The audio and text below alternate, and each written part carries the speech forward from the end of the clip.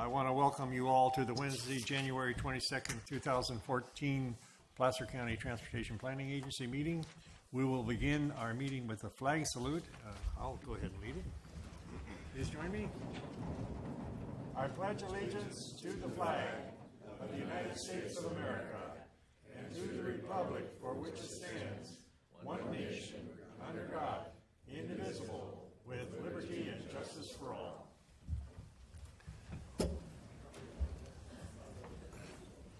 Will the clerk please call the roll? Gore. Here. Yay. Cash. Holmes. Here. Nader. Here. Nesbitt. Here. Freebus. Here. Yukovich. Here. Euler. Yes, here. Hi. So we have a quorum. I'll now ask for approval of minutes of the December 4th, 2013 meeting. Is there anyone? We have a motion. Is there a second? Sure, I'll second that. I got it. Okay, we have a motion and a second to approve the minutes of December 4th, 2013. All in favor, please say aye. Aye. Thank you. Oh, one abstention. 2 abstentions. 2 abstentions. Yes, thank Any more? Do I hear 3? Well, I wasn't here, but I'm allowed to vote, and I think they read well, so. Yeah, I will be abstaining as well since I wasn't here. Why didn't it? Which, you don't trust us? What's the deal? Okay. The rest of them. So are we okay on the? Actually, I was going to mention under the next item, but realized this is an action item, that with the passage of SB 751 that took effect as of January 1st, it looks like we will need to take roll call votes on all the action items. Whose idea was this?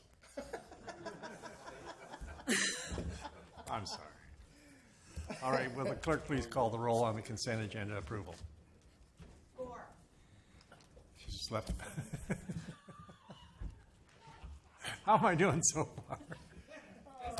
You don't see you do this. No respect. You guys should have stayed all night. Holmes. Yes. Nader. Yes. Nesbitt. Yes. Freebus. Yes. Yukovich. Yes. Euler. Abstain. Alrighty. You're okay. You're okay. All right. Okay. Agenda review. Is there anything on the agenda that needs to be taken off or something? All right. We'll move forward with public comment. Now is the time for anyone in the public that wishes to address the board on any item that's not on the agenda. Please come forward. You have 3 minutes to state your name and your concerns. Seeing none, we'll move to the consent calendar, item F. Is there anything on the consent calendar that anyone needs to have pulled off for discussion, or is there anyone in the audience that wishes to have any of the consent items pulled off for discussion? Move approval consent. Second. It's been moved and seconded to approve the consent calendar. Will the clerk please call the roll? Gore. Yes. Cash. Yes. Holmes. Yes. Nader. Yes. Nesbitt. Freebus. Yes. Yukovich. Yes. Euler. All righty.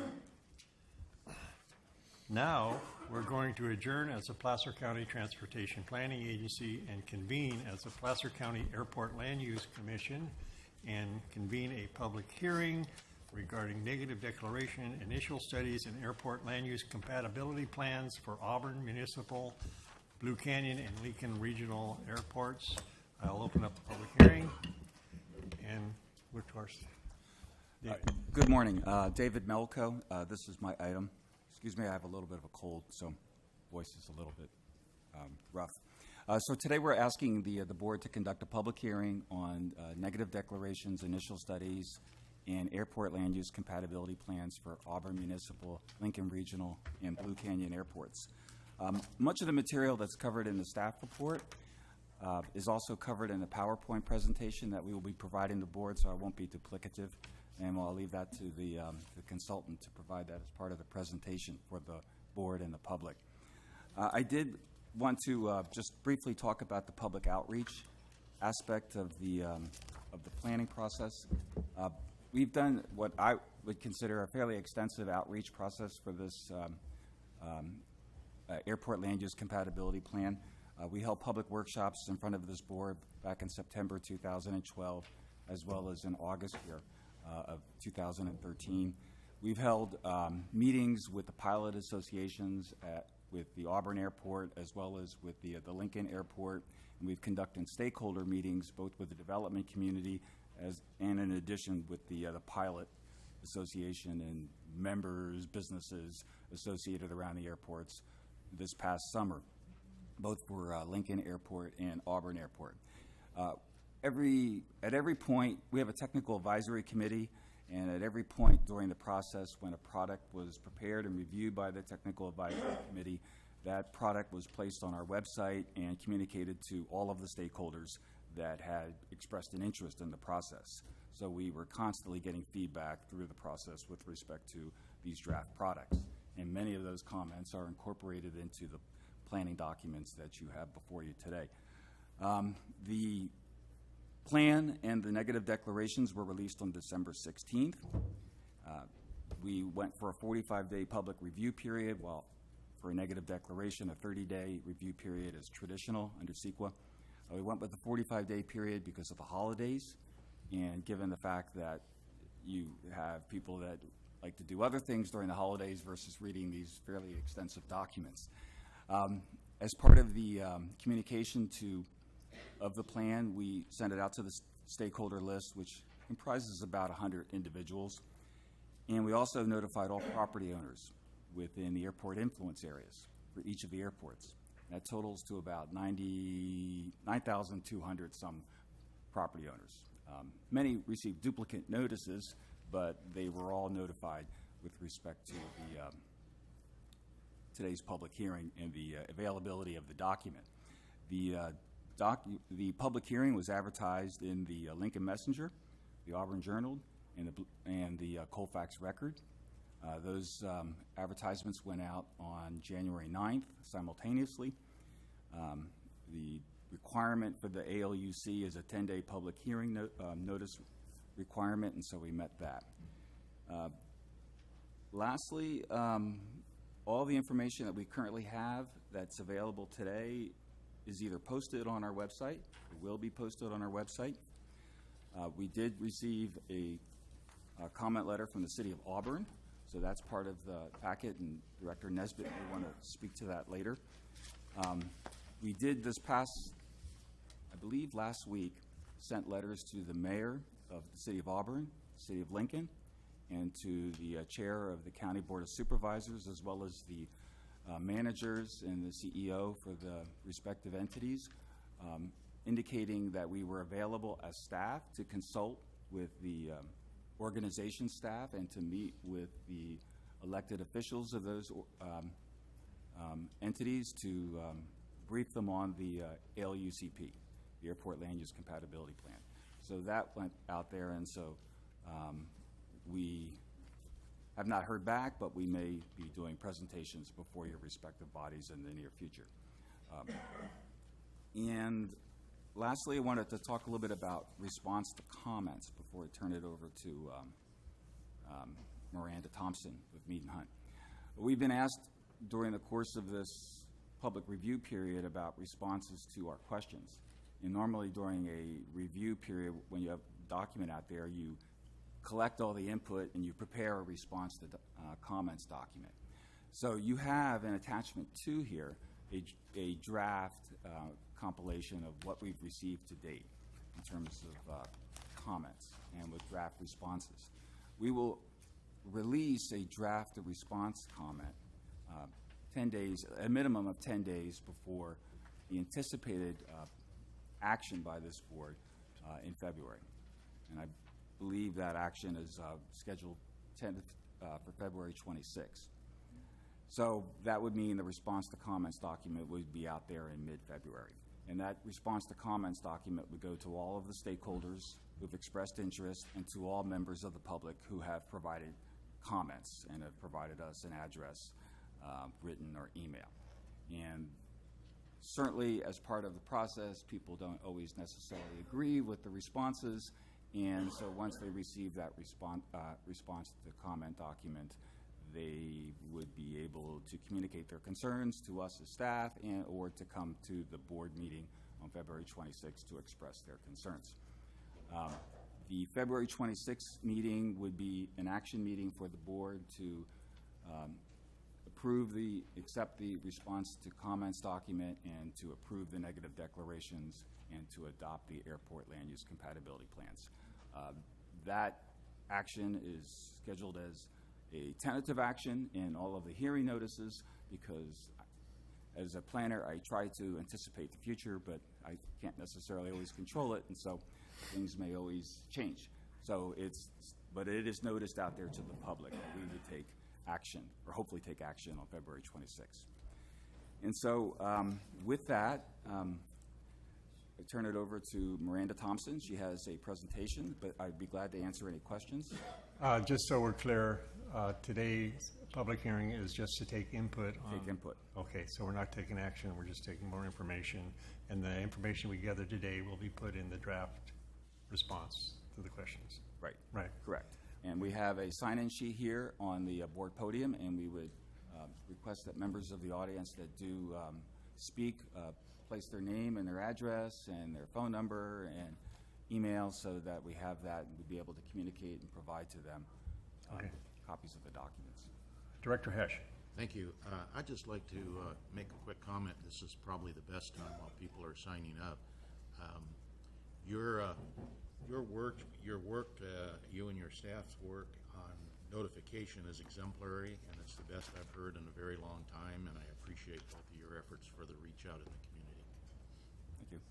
Any other comments from directors before we open it up to the public? Oh, well, I'm sorry. We're gonna listen. we'll go to the presentation. Yeah, let's go to the and then we'll go to the public. Okay, good. If I might suggest, though, after the presentation is done, we might want to move the sign-up sheet off the podium because it looks like there are going to be quite a few people testifying, and we want to be able Sure. to keep things moving. All right. So, do we want to do that now? Yeah. Yeah, we do.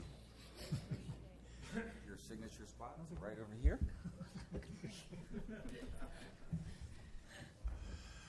Okay, thank you. Well, thank you. Miranda Thompson with Hunt & Hunt. Very happy to be here.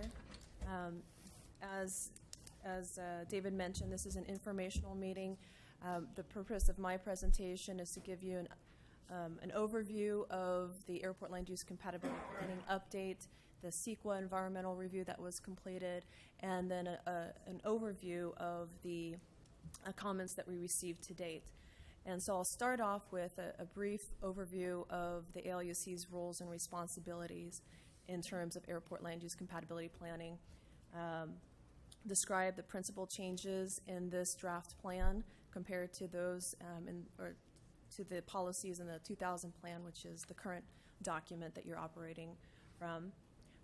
We'll review the findings of the environmental analyses that was completed for each of the airport land use compatibility plans.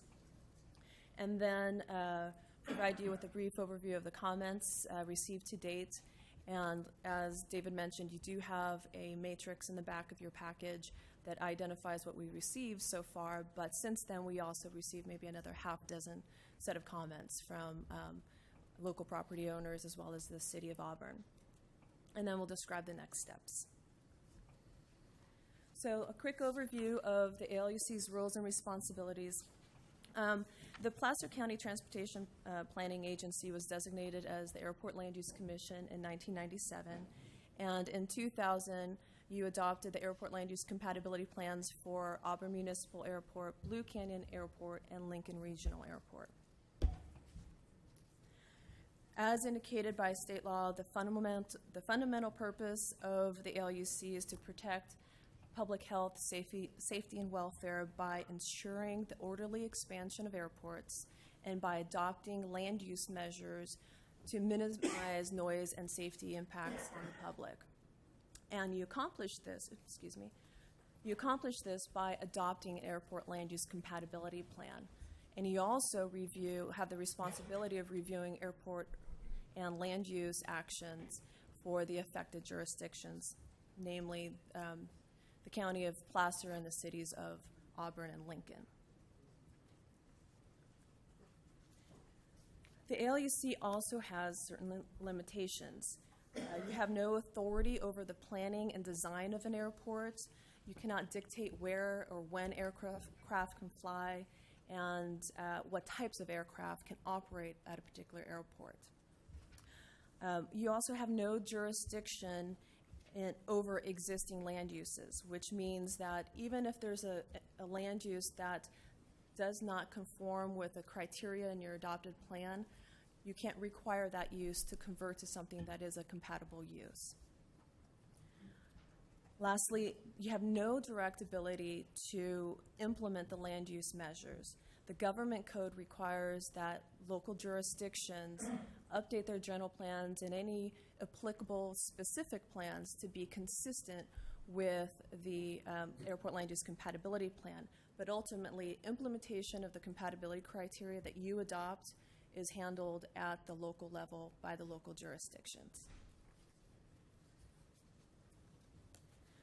So moving on to the ALUC update. The principal reasons that we undertook this ALUCP update effort is because 2 of the airports updated the airport master plans. And by state law, the compatibility plan should be based upon or needs to be based upon an adopted airport master plan or an approved airport layout plan drawing. In this time frame, the Division of Aeronautics also published a new set of guidance in 2011. And the statutes require that the ALUC be guided by this information contained within the handbook. So in updating the compatibility plans to reflect the new master plans and the new guidance from the handbook were the principal reasons for undertaking this effort. We started off with a meeting before you in September 2012.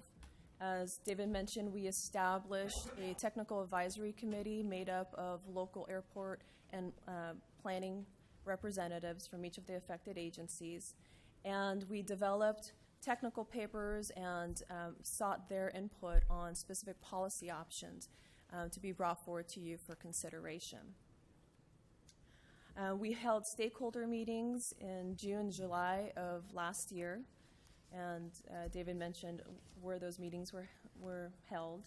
We also had another informational meeting at the ALUC workshop in August of 2013. And then in December, we released the draft plan and the environmental documents for those draft plans for public review and comment. And so we're here today to receive those comments from the public. And the next step will be to present any changes that we would recommend to the compatibility plan based on the comments that we received from the local agencies and the public.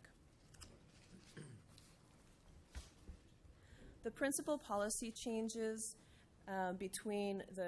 comparison between the 2000 compatibility plan and what's proposed in this update are detailed in Appendix H of the draft plan, but I wanted to highlight a few of those policy items here. So the first one is in regards to existing land uses. We expanded this policy so that we could better reflect the local actions that results in receiving certain entitlements that would essentially consider this project devoted to an existing land use. So we sought information from the cities and county for what type of actions they would feel received entitlements to allow it to be considered an existing use. We also updated the definition of local agencies. By state law, we are now required to, or the local agencies include special districts, school districts, and community college districts. So we made that clear in the draft plan. We also are proposing expansion of the ALUC secretary's role in reviewing certain projects. Now, the 2000 plan says that the ALUC secretary will make an initial consistency determination on all land use actions that are brought forward to the ALUC, and those that are considered significant in terms of having a compatibility issue would be brought forward to the ALUC for review and a decision. To help streamline the review process, the draft plan proposes that the ALUC secretary, for example, would have the authority to review a project that would make a that would include a general plan amendment and provide some input on or a consistency determination on that proposed project. The policy also provides the ALUC secretary to provide comments on projects that are submitted on a voluntary basis to the ALUC. And lastly, any project that may be considered inconsistent, the secretary can inform the project proponent or the agency that had submitted this project that it clearly does not comply with the compatibility plan. And the purpose to allow the secretary to do this is to inform the project applicant early in the project review phase that there are some serious compatibility conflicts that they need to address before it's brought forward to the commission for a decision. We also are including an infill policy, and this is to recognize that there are certain properties that may be within an area that is predominantly developed, and that those areas may not may include land uses that do not conform to the compatibility criteria of the draft plan. And so we are providing parameters for those areas to be developed. And in order to qualify for an infill site, that information or that project will need to come forward to the ALUC for review and decision if they meet the criteria. There has also been a change to the intensity criteria based on the information provided in the handbook, and I'll detail that in the next few slides. And then we also reformatted the airport land use compatibility plan so that each airport has its own set of criteria, and you'll see that each airport has its own chapter. And the purpose of doing this change is to reflect the type of airport facility it is and the surrounding environs.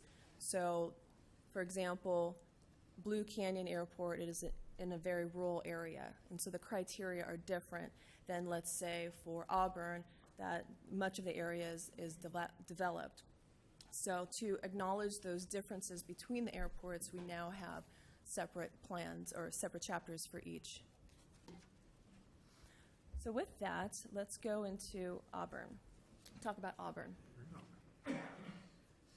So in the 2000 plan, which is the current document, the plan is based upon a future runway configuration of 3,700 feet.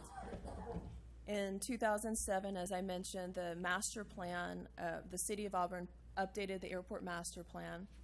It reflects an existing runway length of 3,700 feet, and it also contemplated a possible runway extension east or west for an ultimate length of about 4,200 feet, almost 4,300 feet.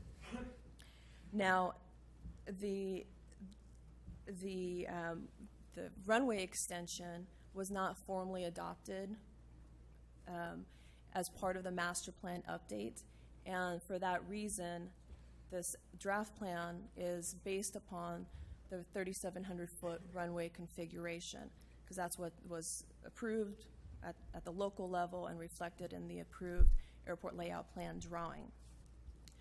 So for the most part, the airport influence area boundary and the compatibility zones have not changed, with the exception of Zone A. Zone A was enlarged, so the current Zone A is shown in yellow, and then the red dashed line represents the new Zone A, which was increased to encompass the areas that need to be clear of obstructions based on FAA criteria. So you'll see a slight flaring of Zone A at the outer ends to encompass the runway protection zones. But there's no impact on off-airport land uses because that zone remains entirely on airport property and controlled by the city.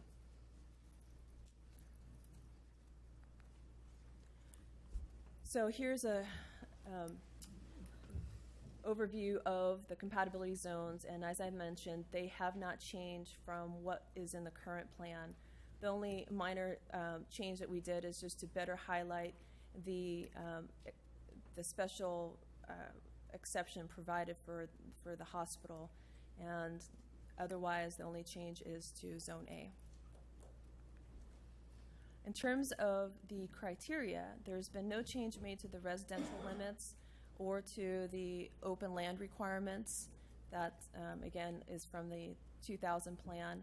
There has been a slight increase in the intensity limits to reflect the guidance in the 2011 handbook for airports in suburban areas. And so we'll look at that now.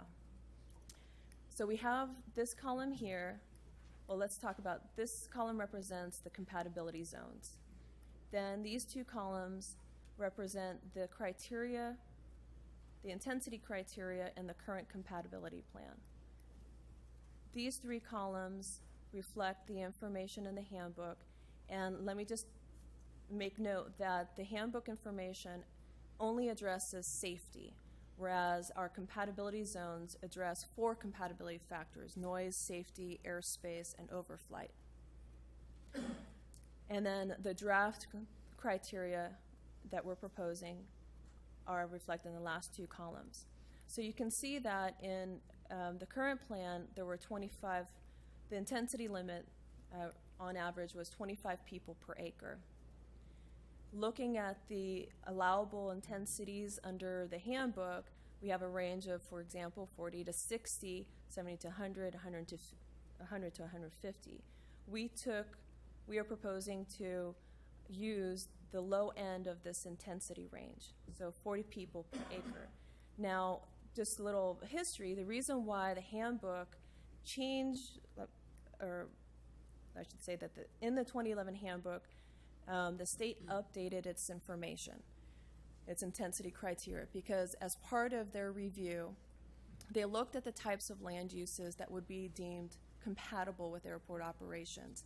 Then they looked at the typical occupancy levels for those land uses and found that their numbers were overly restrictive, hence the reason why the numbers have changed between in this new edition of the 2011 handbook. So based on that information, we are using the low end of the intensity range for Auburn. Each airport is different. So Blue Canyon.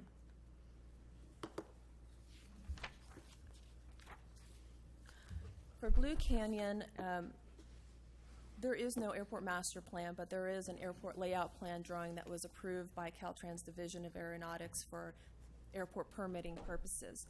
And the drawing shows a reduction of a shortening of the runway length by 400 feet. So it's 200 feet at either end of the runway to provide the required safety areas, FAA safety areas. For that reason, we're recommending shrinking all of the compatibility zones to reflect that shorter runway length. In addition, we are recommending widening zone C1 to provide a buffer between the airfield and the more restrictive zones of A, B1. So those zones compared to zone D. So just a transition area is what we're proposing. In terms of the compatibility criteria, there's no change to the residential limits or the open land requirements, as well as the intensity limits. And I'll explain the reasons for that. So again, very similar chart here with the 2000 ALUCP, the 2011 handbook, and the draft criteria. When we look at the allowable intensity ranges provided in the handbook for airports in rural areas, the current intensity criteria fall within these ranges. and that's why we're bringing it forward for Blue Canyon. Lincoln Regional Airport. In 2007, the airport master plan was adopted by the city, and in that plan, it proposed a 1,000-foot runway extension to the north, as well as a parallel runway east of the current runway. In the 2000 plan, this parallel runway was considered, or is considered. This future runway extension to the north is a new proposal, which the draft plan considers.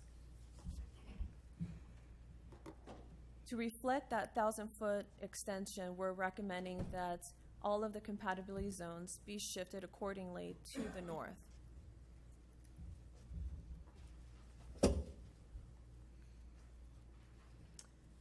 We are also recommending narrowing Zone C1, which is this darker green area, to encompass only the areas that are within the noise contours from the master plan, so the noise impacted areas, as well as the areas subject to potential accidents, which we use the handbook safety zones to delineate those areas. So Zone C encompasses those high risk and noise impacted areas. And the portion that was previously in Zone C1 would now fall into Zone C2, which is less restrictive. And the primary concern out in this area deals with overflight issues.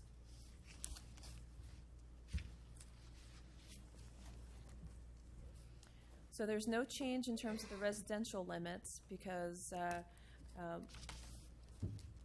society tends to place a lot more emphasis on protecting those that live around airports. The intensity limits were increased to allow compatible commercial development to occur within the airport environs. So again, for Lincoln, we are considering this airport in a suburban area. The city's general plan proposes suburban development within several miles of the airport. Most of that area is currently unincorporated, but is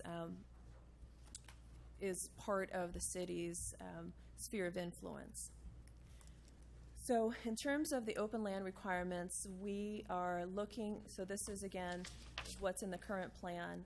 This is the allowable range provided in the handbook, and this is what we're recommending in this draft plan. And we're using the low end of the allowable open land requirements from the handbook. Likewise, we are using we're looking at, in terms of intensity, we're looking at the upper range of what's allowed for suburban areas. So you'll see those numbers in this last column here. CEQA findings.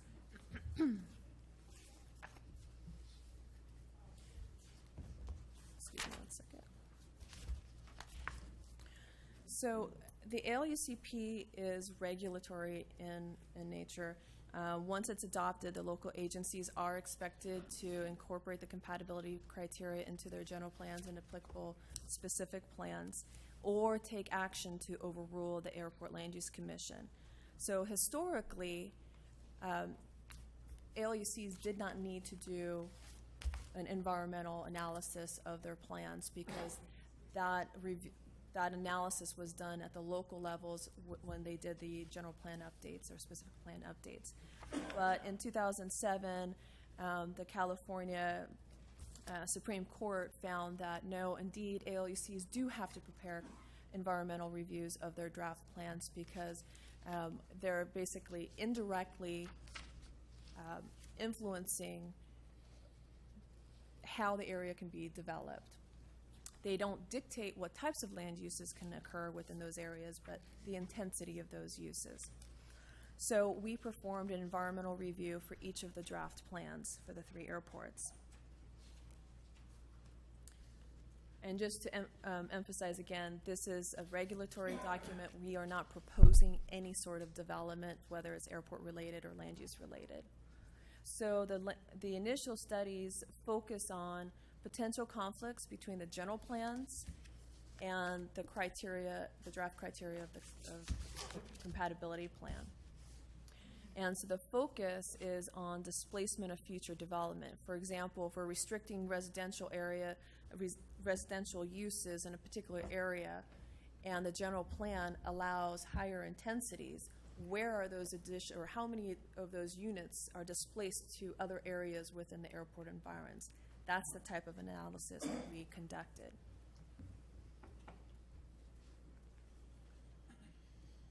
This doesn't work anymore.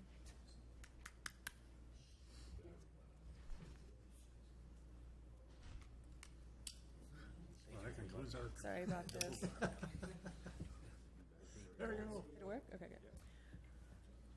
So the findings or the conclusion of our analyses indicates that the adoption of the compatibility plans and their subsequent implementation by local agencies will not have a significant or potentially significant effect on the environment. There are minor changes required in the local general plans and applicable specific plans. Namely, they need to reference the new compatibility maps and the new criteria that we've defined for each of the 3 airports. There is a minor displacement of housing in the unincorporated areas of Placer County around the 3 airports. Now, it's not because we changed our criteria, because if you remember, we did not change any for the densities of residential uses, but it's the county has not gone through the effort of updating their general plan based on the current 2000 airport land use compatibility plan, and we're just capturing that fact in our analyses. Regardless, we did look at it, and we found that there's no effect on the county's ability to fulfill their regional housing needs allocation requirement, that they have sufficient land within these areas to accommodate future residential uses. And just to confirm that there is no displacement of housing within the cities of Auburn or Lincoln. In regards to the comments that we received today, we have received about 20 comments, although, as I mentioned, maybe another half dozen comments since you received your packages. Comments are from the neighbors. Caltrans Division of Aeronautics also submitted a letter, the City of Auburn. And the comments range from wanting to better understand how this compatibility plan works, how does it affect a particular property or the potential for development on a particular parcel. There's also questions or comments related to airport operations and what the plan is based upon in terms of aeronautical factors, and also some comments on specific policies. As David mentioned, our plan is to compile all of the comments received and consider the whole record in terms of preparing responses and determining what types of changes may be needed to the draft plan. And we'll bring that information to you in February. So the public review period started December 16th and ends January 31st. This meeting here, again, is the purpose for this meeting is to allow the public to provide comments if they haven't done so already in written form. This is another venue, an opportunity for them to do so today. We'll prepare, and I mentioned that we'll prepare formal responses and present that in tentatively at the meeting scheduled for February 26th. And following adoption, if that occurs, we'll prepare the final airport land use compatibility plan, which will be the document you'll be working from in conducting your compatibility reviews. With that, I thank you for your time. Thanks, Miranda. Any questions from directors, comments? Director Nesbitt? Yeah, just wanted to, I know everybody's brought the attention of the City of Auburn letter to the to the commission, we really do have plans to, at some point in time, extend those runways. And I know that you can't take that into consideration because you're using the 2007 airport plan, but I would like everyone to take a look at this and at least, the way I see this, now you talk about there's really no authority over existing land use or existing ability to implement land measures, but you're also requiring, because of the plan, it would require some minor changes to general plans. So indirectly, it really does affect development or lack thereof surrounding the airport. It's not mandated, but indirectly, it does affect that development, correct? Yeah, indirectly, as we set development standards.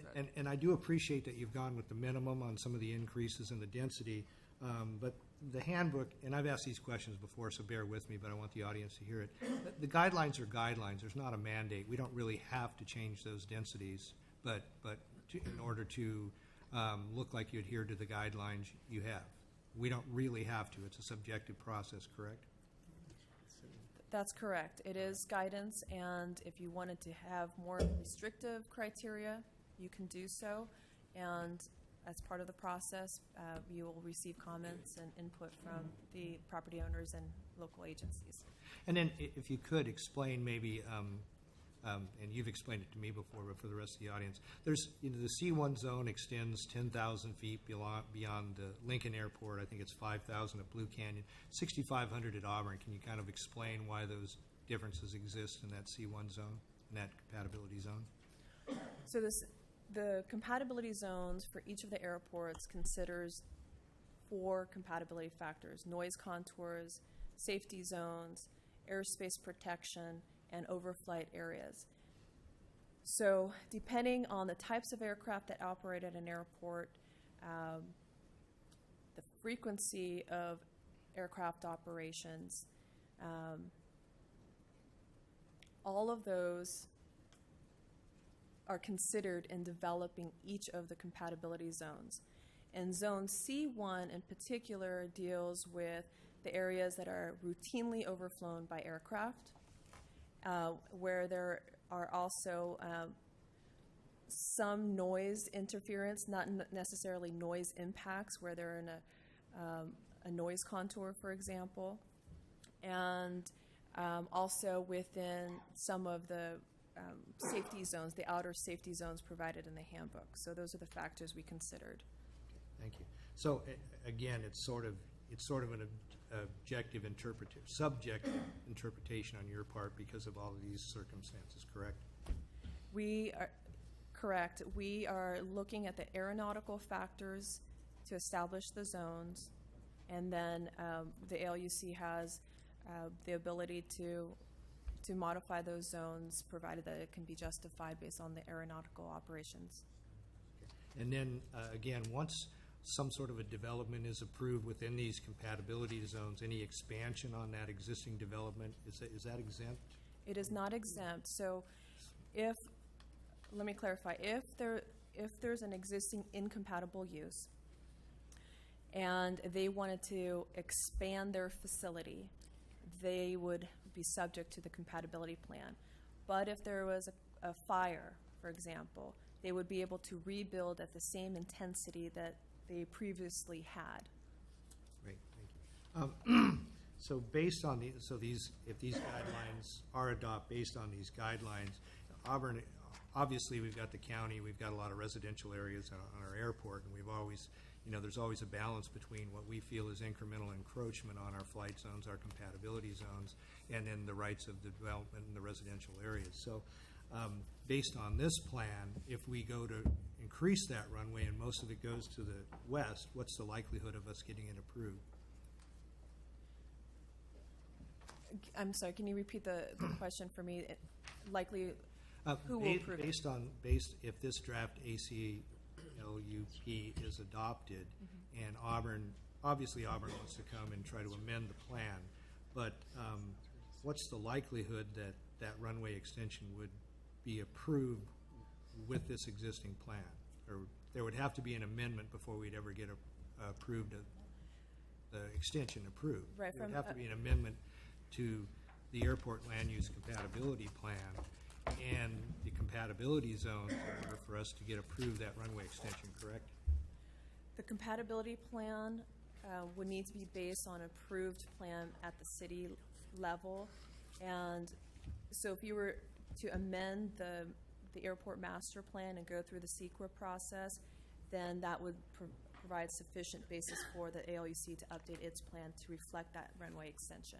And so if let's say Auburn's plan was to have our master plan done in 9 months and we were to immediately seek an amendment to the land use compatibility plan, what would be the process? How long would that take once we have the airport master plan updated?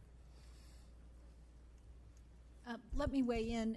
If the city were to do that, then we would take a look at, from the ALUC, would then decide to update the ALUCP, and that would be a decision of the entire board. Right. We would have to allocate funding for it, and then the process would take, I'm assuming it would take a little less time than this current ALUCP process because it would be only focused on one airport. But I'm thinking it would take probably a year for that to occur. But those are some discretionary decisions that the ALUC would be making. Right. I'm just, for the public's awareness, Right. I wanted everybody to kind of understand those parameters. If I could just clarify, though, if the city does update its master plan and gets it approved this year, 2014, and it seeks a request from us to amend the ALUCP, we can only do one ALUCP amendment a year. So we would do it in 2015. Correct. Just Okay, thank you. Any other questions from directors? Oh, Director Yukovich. Oh, welcome back, by the way. Thank you. On the Appendix C, which is the noise footprints of the selected aircraft, let you get to it. It shows the decibel level, but what I'm curious about is what's the distance? It doesn't, or there must be somewhere in here where it says the distance of the sound. So Appendix C is provided as background information. It provides general information on noise impacts, safety impacts, airspace, etc. The noise contours that we utilized in this draft plan is provided for each airport in its specific chapter. So depending on which airport you're interested in, it'd probably be 7 through 9. And so there's a map for each airport depicting the noise contours utilized. Is there a particular airport you're interested in? Because I could guide you to. No, actually, I didn't see that. My question was, what was the distance of the 70 decibel level depending on the aircraft? You know, how far out? I guess it's on here. That's a good question. It varies for each airport, and it's based on a number of factors, such as the types of aircraft that operate at the airport, the number of operations by each of the aircraft, and the approach and departure routes for that particular airport. So I can just bring your attention to Exhibit 7D. So it's Chapter 7, Exhibit 7D, and it's the compatibility factors map, noise and safety. So you can see the 3 noise contour levels for Auburn Municipal Airport, and the outermost contour represents the 55 decibel CNEL contour, and then the innermost, which is primarily on airport property, is the 65 CNEL. So each airport has its own map, so the dimensions vary drastically. So therefore, looking at this one, the thicker of the orange lines, noise factor, then it extends that distance, a little distance past the existing runway. Correct. Whereas Blue Canyon, the contours are so small because the number of operations are few. And that exhibit is Exhibit 8D. And the 50 CNEL contour does not extend off airport property. What page is the, no, I mean, what page is the, I'm more interested in Lincoln Airport, because they have Oh, jets. okay. So that would be Exhibit 9D. I'm sorry, 9? 9D. Thank you. And so for that airport, we have the 60 and 65 CNAL contours. The 60 pretty much is on airport property, and then the 65 CNAL contour, and then the 60 does extend past the airport property, particularly to the south. Okay, thank you. Any other questions from directors? Seeing none, now we'll go ahead and take the public comment now. Is there a list of the speakers?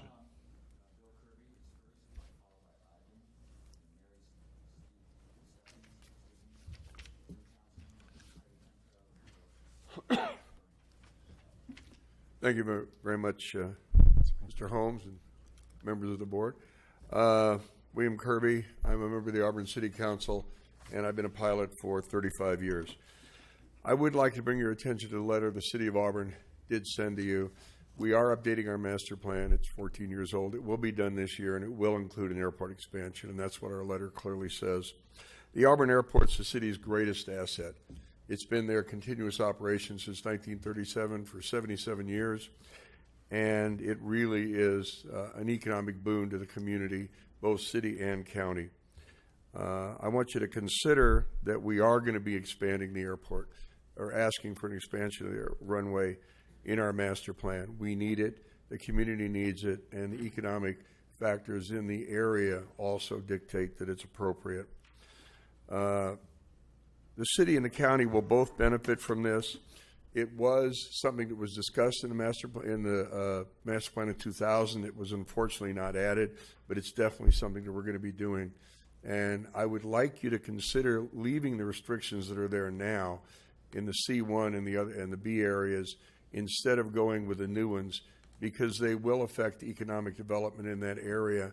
And we have an ongoing project right now to expand it. We're a little out of sync with the land use compatibility in our master plan by a year, and that's unfortunate, but we are, as you all know, master plans are very expensive to do, but we're redoing it right now, and we'd like you to consider that, and it's fairly clearly laid out in the letter. So thank you very much. Thank you.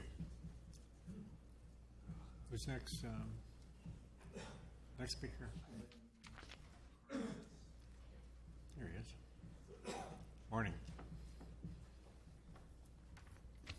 Morning, Mr. Holmes, fellow board members. My name is Ivan Karnizis. I submitted a written comment yesterday, and I was going to come here today and present it orally to emphasize it because I think it's extremely important. I'd like to first of all say that I'm happy to hear what Dr. Kirby just talked about expansion at the airport. I think the community will really benefit by the safety that this will give the airport for aircraft, and it will also enhance the airport's ability to bring economic viability to the area. But my concern is that I think there was an important omission from this study.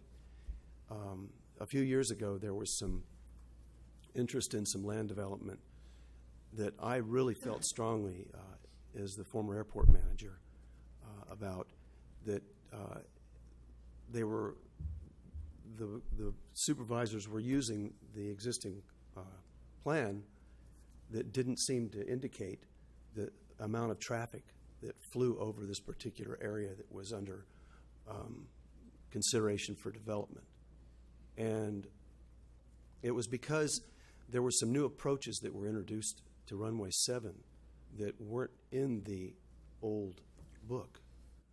And I noticed when I read the new one that some of the approaches still aren't in there. Namely, thanks to the modern age and satellites, there's a new precision approach to Runway 7, relatively new since the last edition of this.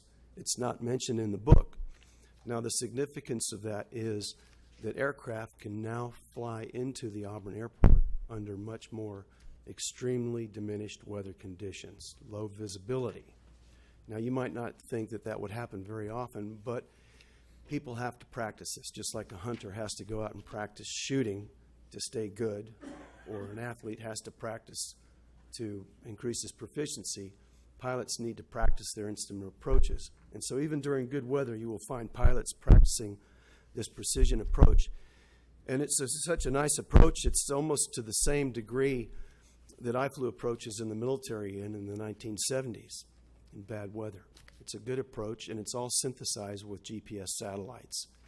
What it does is it brings aircraft from a 5-mile straight in from the west, flying low level on a 3-degree glide slope, approaching runway 7 from the west. A 3-degree glide slope is a 1 to 20 ratio. You know, rise over run, X over Y, 1 to 20. It's 5%. So it's a relatively flat approach, and that allows the aircraft to come in safely.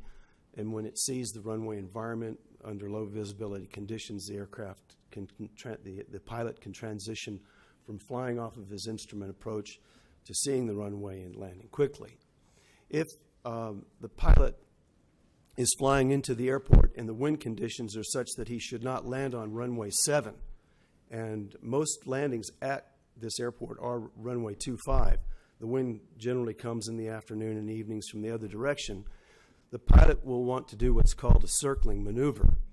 So as he's approaching the runway, when he hits an altitude, in our case, it's different for every airport. In our case, when he hits an altitude of 600 feet above the ground, he breaks off to the right, that would be to the south of the airport, and he flies out over Bell Road, or perhaps if he's a bigger aircraft, he might be a twin-engine aircraft, he would be required to fly further south of Bell Road, fly out to make his left turn to come in for a landing on runway 25. So that's a circling approach. If he's on the straight in and the runway wind conditions are such that he wants to land on runway 7, he'll continue his straight in approach all the way down at this 1 to 20 glide slope ratio. Now what this does, if you look on the map, just as one example, if you look at the border on the map that they made of the compatibility zones, on the border between C1 and C2, which is 6,000 feet away from the end of the runway, that places the aircraft at about 300 feet above the ground, or above the airport elevation. It might be 500 feet above the ground there because the ground slopes off. I don't know. But a mile out from the runway, this guy is 300 or 400 feet above the runway. That's it. So what this means is the noise compatibility issues for that entire area out to the west of the airport, in my opinion, should be re-examined and looked at again, because I'm thinking now that perhaps the area B1 should be enlarged, perhaps C1 should be enlarged. I didn't do enough or have time to do enough of analysis myself or enough of a survey. That's what the consultants should be doing. I don't know why it wasn't considered. Maybe I'm missing something, but I think it's significant enough to bring up here. And that's all I have to say about that. Thank you, Ivan. Thank you. Next speaker, please. Come forward. Sure, come on forward. Have you signed in? I did. No, go ahead. My name is Mary Stevens. I live at 12424 Oak Mist Lane in Auburn. I've lived there for a year, a little more than a year now. And I think what this gentleman was just talking about affects me. I think those people that are coming in on 7 are flying at a very low altitude right over my house. Oops, excuse me. Sorry. I don't know airport tech or language. This is all new to me. I just want the people here to know that it's hugely affecting my life and my sanity.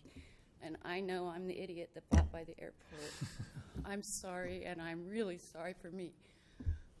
It's my first home, my dream house. I'm stuck.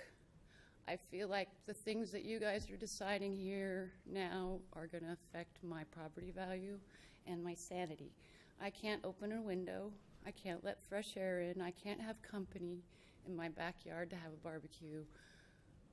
I can't do a lot of things that you would do in a normal environment because of the airport. Okay, that's my fault. Although, when I moved in, they were taking off across the field from me. Now they are circling over me, very low, coming right over the top of my house. The noise is incredibly bad, and I can't even think straight sometimes.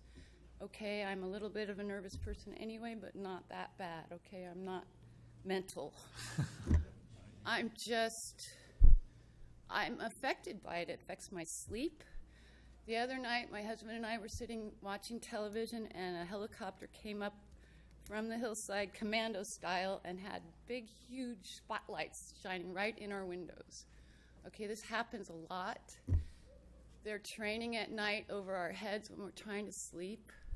And I live where the runway is right over here. There's a field, and Recology is over here. The noise level between those two things is extreme. And I think because Recology is expanding right now,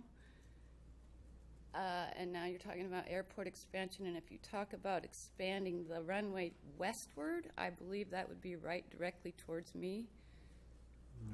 I just don't, I think my neighbors are either on Valium, or my two immediate neighbors are deaf, hard of hearing, and I have to cover my ears when I'm outside because it does affect my hearing.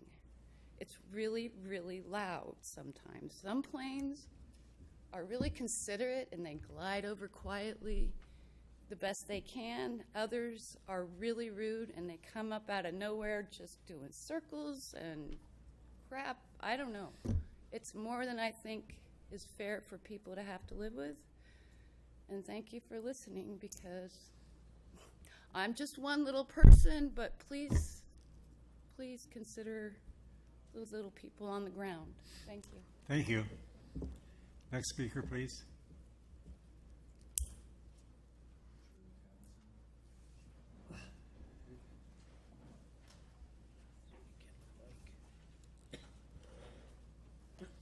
Morning.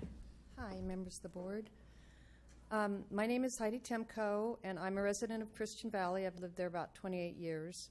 And the airport noise has been a problem for about 21 years. And I have documented it since then.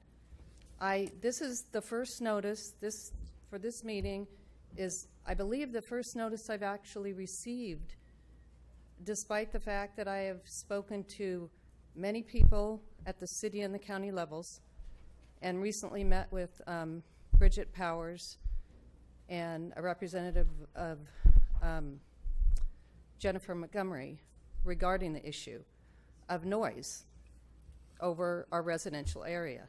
I live on a ridge, and I can guarantee you, although I have no way to measure it, that the planes are not flying 1,000 feet above our homes, which is what they're required to do by the FFC. And what I'm concerned about with this new document, I'm not a stakeholder because I was never notified. I was never invited to be a stakeholder. And I don't think the notices that have gone out have gone to people in our area. I'm not sure, but I would like to see how they make the decisions to notify people in the areas that are affected.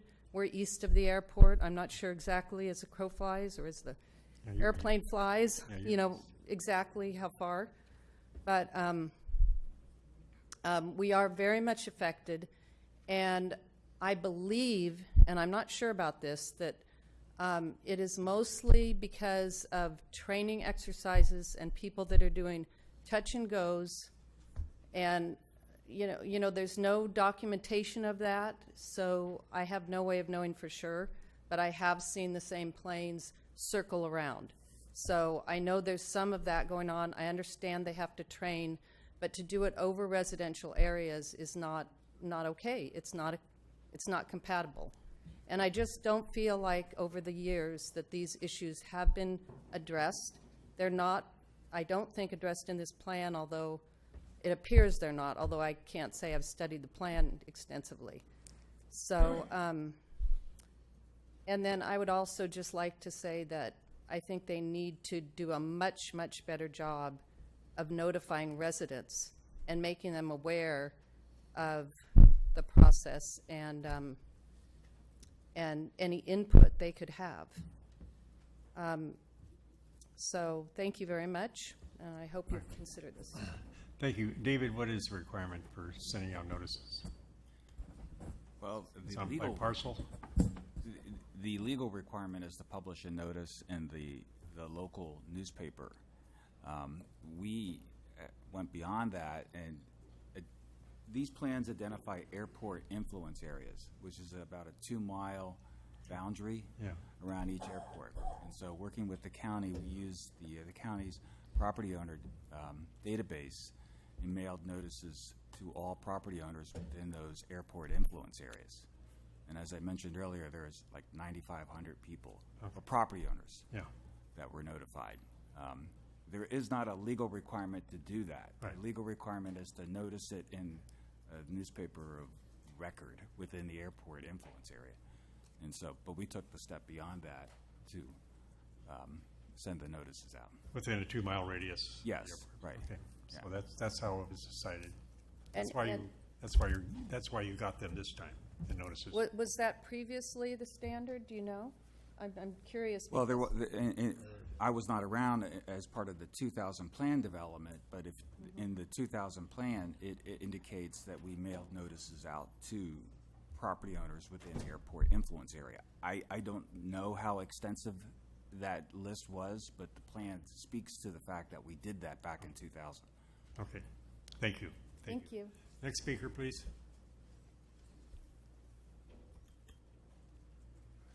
David, is there a name there on the next? Bernie, and then Carol Smith. You want to give me the list and then I? Sure. Okay, there you go. Hey, Phil, how you doing? Hi, doing just great, Jim. You want to give me the list? Oh, he's- My name is Philip Berry. No, I am a resident of Rock Creek Mobile Home Park. And, you know, it's kind of interesting. I was on the City of Auburn Planning Commission when this first came, where the state required all the governing agencies to adopt an airport land use compatibility plan. So I voted on this to do it, and here we are.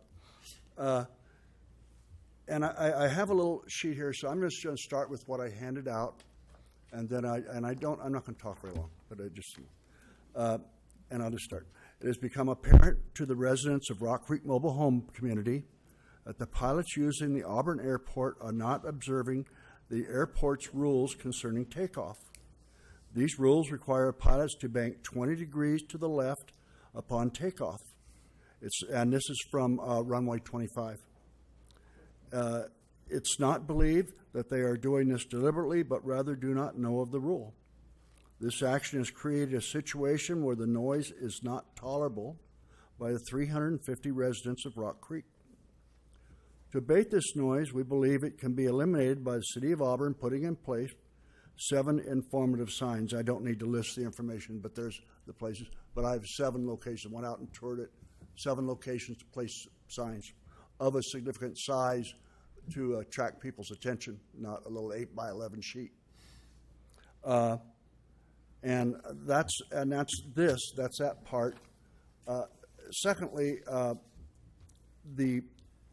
I have talked with the city some about this, and I'm a reasonably new resident out there. When I moved there 3 years ago, yeah, you got occasional planes, and it's a pain in the neck, but it wasn't like it is now. Something has happened in between. I've kind of been picking up some of the stuff. They have a sign, the major sign that was notifying the pilots got taken down by vandals or somehow is not there any longer. And I went out and tried to find a notice of a rule that I just told you about, the 20-degree bank rule, and I could find nothing at the airport that would inform anybody about it. So I believe that the pilots themselves have good intentions. City of Auburn certainly has good intentions. They've agreed to do this originally when they weren't required to. So they've done this for noise abatement. I think primarily because of Bob Baumer The owner of the park, he's passed away now, but he was very insistent that they do something about it. And so I would like to see the city of Auburn post these signs. And I think if they do that, I think their existing rules are quite fine concerning noise abatement over ourselves, and there's a senior citizens facility that they are intended to miss also.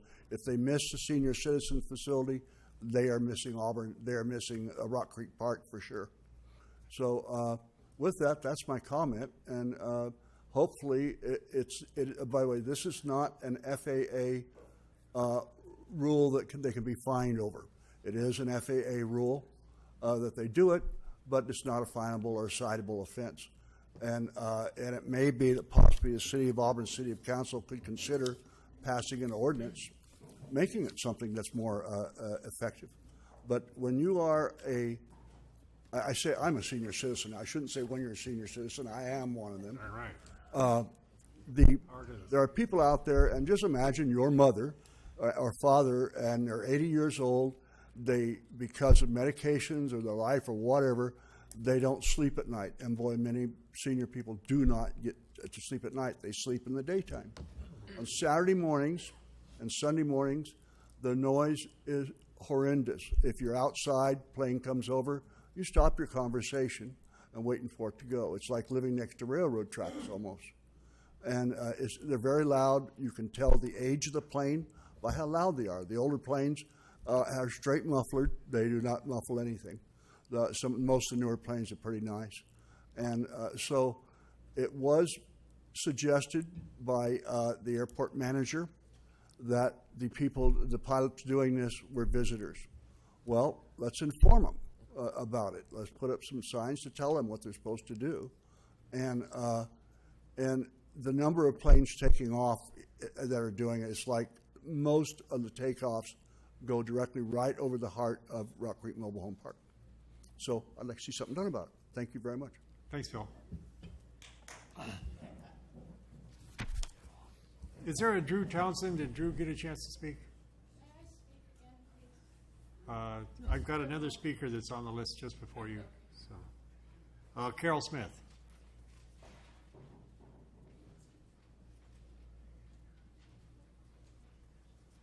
Hi, my name is Carol Smith, and I also live in Rock Creek Mobile Home Park.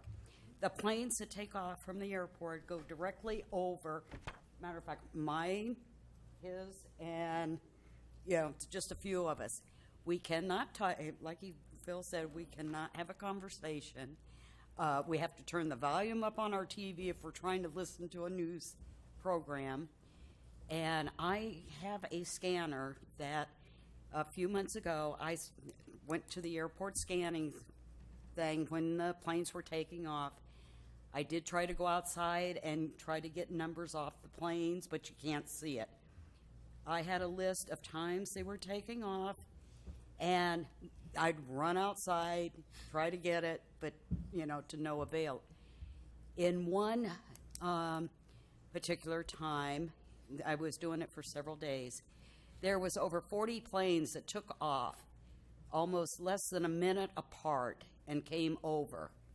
There was no time, basically running out, listening to the scanner running out because if one goes over in the other. Some of them do fly low. I've noticed that they're lower than tree level, and it even rocks your, it vibrates into your mobile home.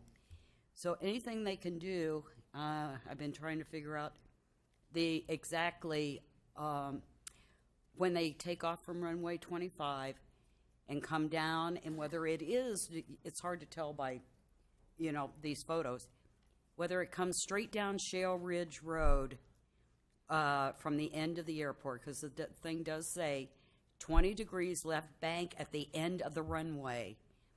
So I had gone out and I have seen the planes, or went over by Shale Ridge. I've even gone up to the dump and asked them, and some of the people do say they go over like the office of the dump. So I went down the end of Shale Ridge, and I watched, and planes would come down mainly towards 49. Some of them wouldn't even cross 49 when they went to the left, which is kind of a clear field there. Other ones were coming into Rock Creek this way, straight ahead, way over this way. And then if they came over, then depending on what direction they wanted to go after that, they were going either straight over this way, and that way. But one consideration, too, is I have seen plane now, and so is the lady sitting here. We were outside talking one night, and a plane was coming in to land on runway 7. That plane, if I had been on, say, the roof of her mobile home, I could have taken a tennis ball and thrown it up and hit the plane. It was so low. So no consideration has been brought about. Someone had mentioned about the planes coming in, like from the west to land. Now, is that going to bring them over the mobile home park again at a low altitude and the noise? Because there are a few noise. I do believe that they do have a Learjet that lands over there now, that is pretty loud when it goes over. So it does get frustrating. So if anything can be done, about that, because from everything that we've looked at, they should not be coming over Rock Creek at all. It's supposed to avoid the senior park, and it's supposed to also avoid what used to be Colonial, the convalescent or rest of place over there. And I've even called Colonial, the place, I forgot what they call it now. I mean, when my husband was in there, it was Colonial. And so they have said, yes, planes have, go over it, but they didn't specify whether they were coming in for a landing or taking off. But our main concern is also the safety of the elderly or us senior citizens. If planes take off, and planes do lose altitude sometimes, they lose power, they might crash. What about us elderly people that can't, like you see it coming, but you can't move? You're not, so our safety in that park is a consideration. So if you take the kind of consider that. Okay, thank you. Thank you. The people that have come up to say that the noise is too much, they live a lot farther away from the airport than I do. Okay, so I'm living in hell. And it's not funny, so please don't smile, and I'm sorry, but it's not. I want somebody to take me seriously. This is affecting my health and my family and my life. I cannot function in a home that is my dream home the way that you would in your home. You can't have a Saturday barbecue with your friends because the planes are too loud and too low, and they fly over the top of my house. I, too, have safety concerns about that. Why are they flying right over my house when there's an empty field right behind me? Why are they doing that? Is there a reason that it makes sense? It doesn't make sense to me. Also, I would like to request that somebody comes to where I live and does a decibel test. Maybe that's been done before, but it needs to be done again because we're suffering and it is affecting my hearing. I actually have to wear earplugs just for the health of my ears, but it doesn't block the noise. I bought sound earphones. They don't work. I've done everything I can think of to cope and live where I live. But please, somebody come out there and see for yourself. You're welcome to sit in my backyard for an hour. Anybody's welcome to my home who cares to come out there to see what I'm living with.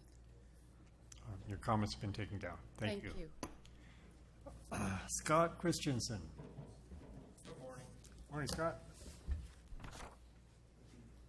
Be very brief. Scott Christensen, family owns some vacant land near the KOA campground, and so I'm talking about the Auburn Airport. I appreciate the slight increase in the intensity criteria. will hopefully facilitate a little more flexibility when that particular area around there may or may not come to development. It's suited for development. I think staff has indicated that they've used a low end of the criteria from the handbook when they've set the new criteria. Although it is an increase, I would just ask you consider a further increase to facilitate some type of development there. That will certainly help us, so appreciate it. Okay, thanks, Take care. Scott. David, did you have any other speakers signed up? No, there are no other speakers signed up. Okay, just 1 minute, okay? Just come forward. You get 1 minute. We've got to move along here. I would just like to offer the antithesis of what the previous gentleman just spoke about. Why would you want to increase the density of the population in these places that they recommend fewer people when you're just going to have more people in the future come up here and complain about noise levels if you do that? Thank you very much. Okay, is there anyone else that wishes to speak before I close the public hearing? Please come forward.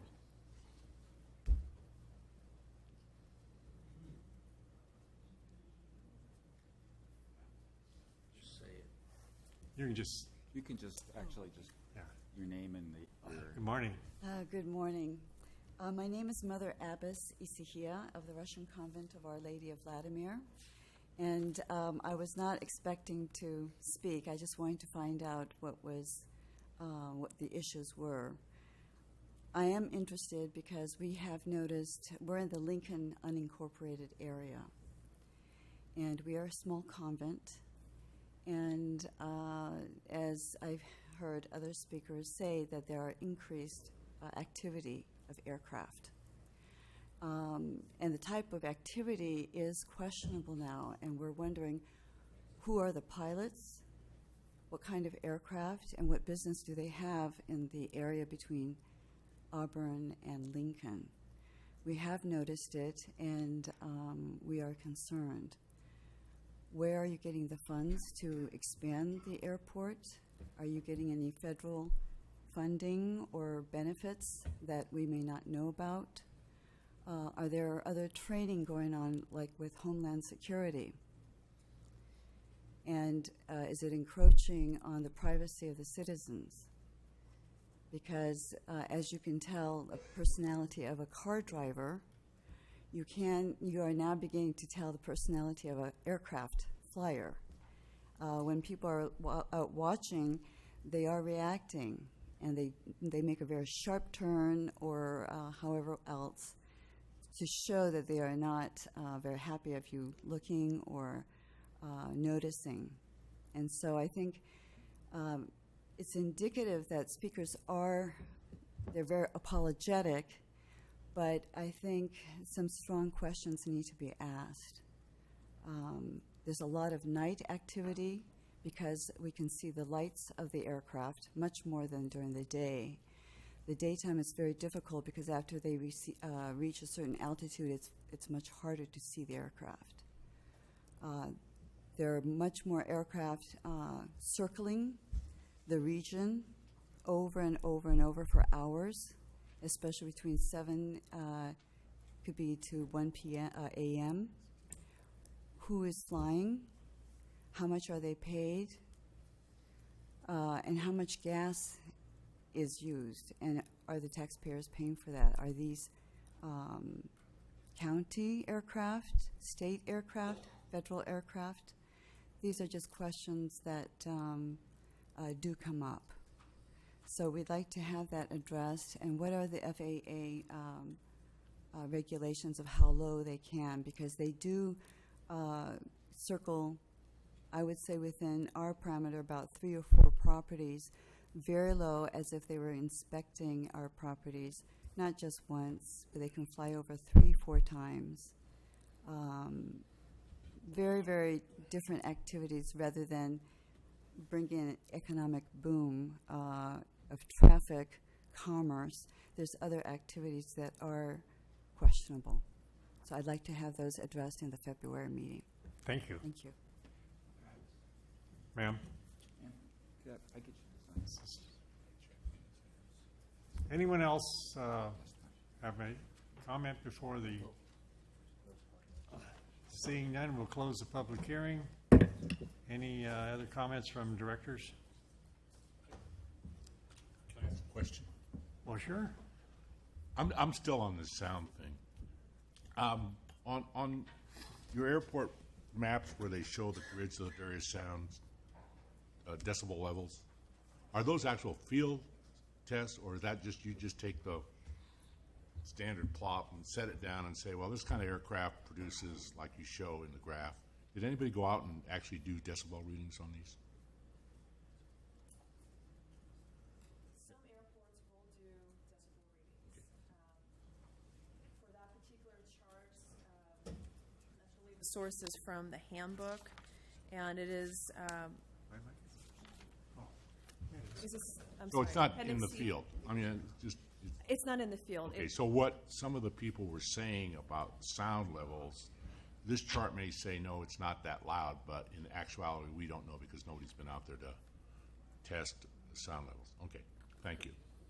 And if those sound levels were above what is shown here in actuality, does that affect the EIR in the fact that it has a negative effect upon their health, living ability and all? And yet we say it's a negative deck, there is no impact based on a chart, but not in actuality.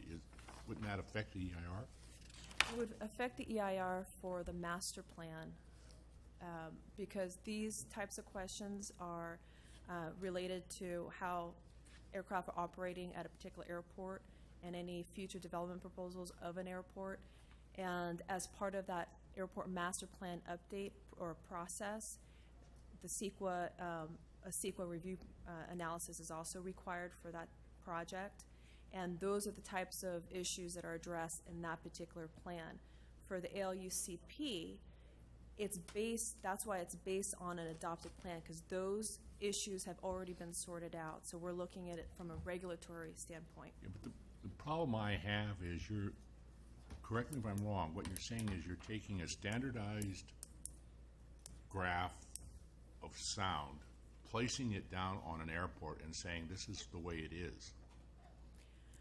The graph that you're referencing from, I believe, Appendix C is for informational purposes and represents different types of aircraft in different types of environments. The noise contours depicted in the various exhibits reflect the types of aircraft that are operating at that particular airport. It also considers terrain, and so it's looking at the specific noise environment for that airport. Okay, but it's okay. I'm going to make one statement. Tell me if I'm right or wrong. It wasn't done out in the field. Yes or no? It was not done out in the field.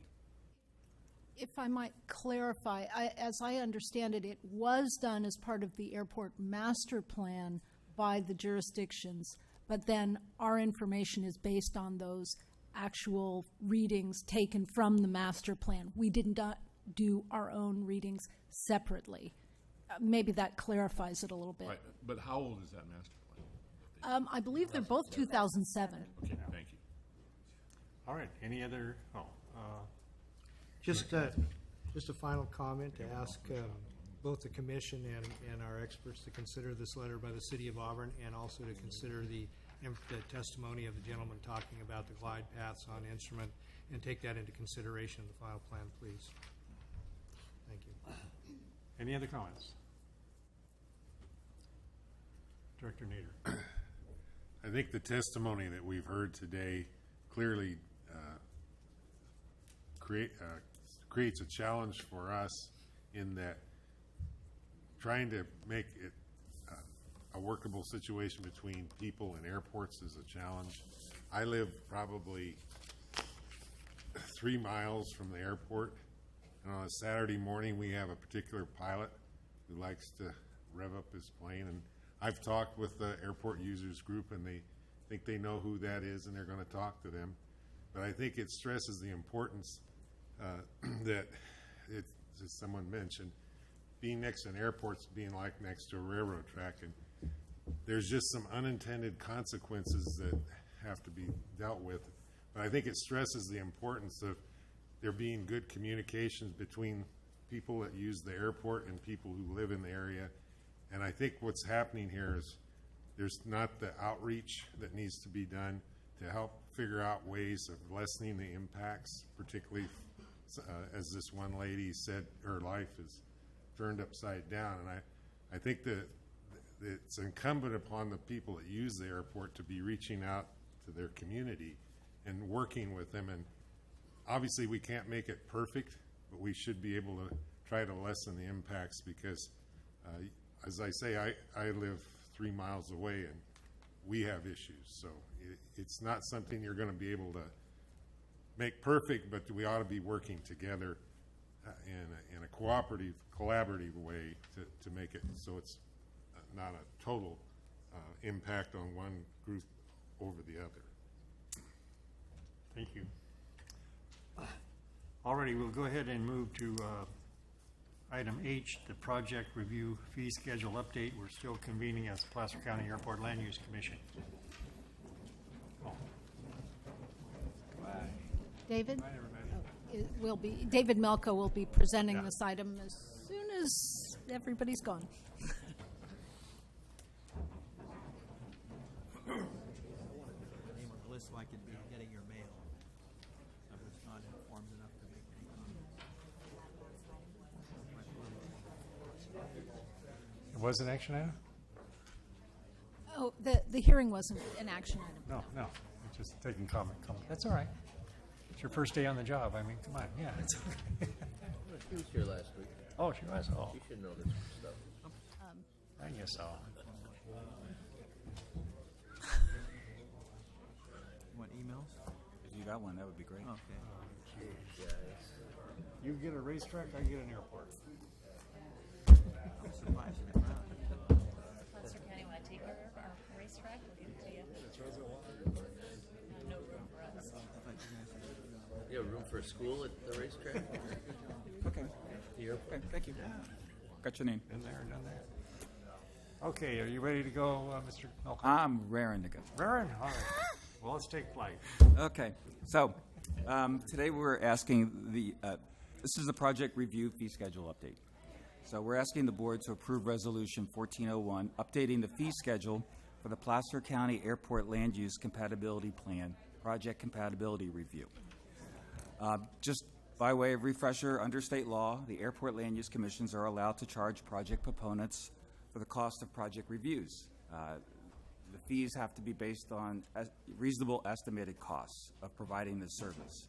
So we prepared an analysis of the costs from 2005 to 2012, and that's in attachment 1, indicating the cost of our reviews of projects.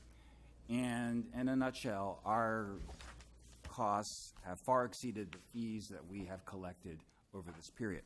So we had a public hearing as required by CEQA and under Airport Land Use Commission planning law. And that public hearing was on December 4th, and we noticed in the papers of the 3 jurisdictions for the airports as well as the stakeholders, and we received no comments to date. And everybody's left, so nobody has comments on this one. And the board members had some comments and questions, and those we responded to, and those are reflected in attachment 2. So briefly, we're recommending a new fee schedule, and it's a non-refundable fee schedule to recover staff costs for project review, and it's based on an average of actual staff costs, and so it will cover the majority of the costs of the reviews. It will not cover it 100%, but it will cover the majority. We do, in instances where necessary, have identified a supplemental deposit, and when staff determines a need for technical assistance, then the supplemental deposit would be requested of the applicant. And that deposit is based on a time and materials basis. We do not use all the deposit. The deposit is returned to the applicant. If we reach 80% of that deposit and we still have much more work to do, the applicant is informed that an additional deposit will be required. Based upon comments from the board regarding the fee schedule, we're incorporating every 3 years or upon recommendation of the ALUC Secretary, to update the fee schedule. There was some comment with respect to the appeals fee. Initially, we had recommended a $50 appeal fee. We went back and looked at it and looked at the costs and time, and it seems reasonable to, and based upon board comment, to incorporate the board's suggestion at $100 for the appeals fee. Fee schedule, assuming it's approved by the board today, would be transmitted to City of Auburn, City of Lincoln, Placer County, in terms of it going into effect within 60 days from hopefully today's adoption. And I'd be glad to answer any questions. There was some data provided with respect to appeals that were subject to review. That was from Director Rohan. That's provided.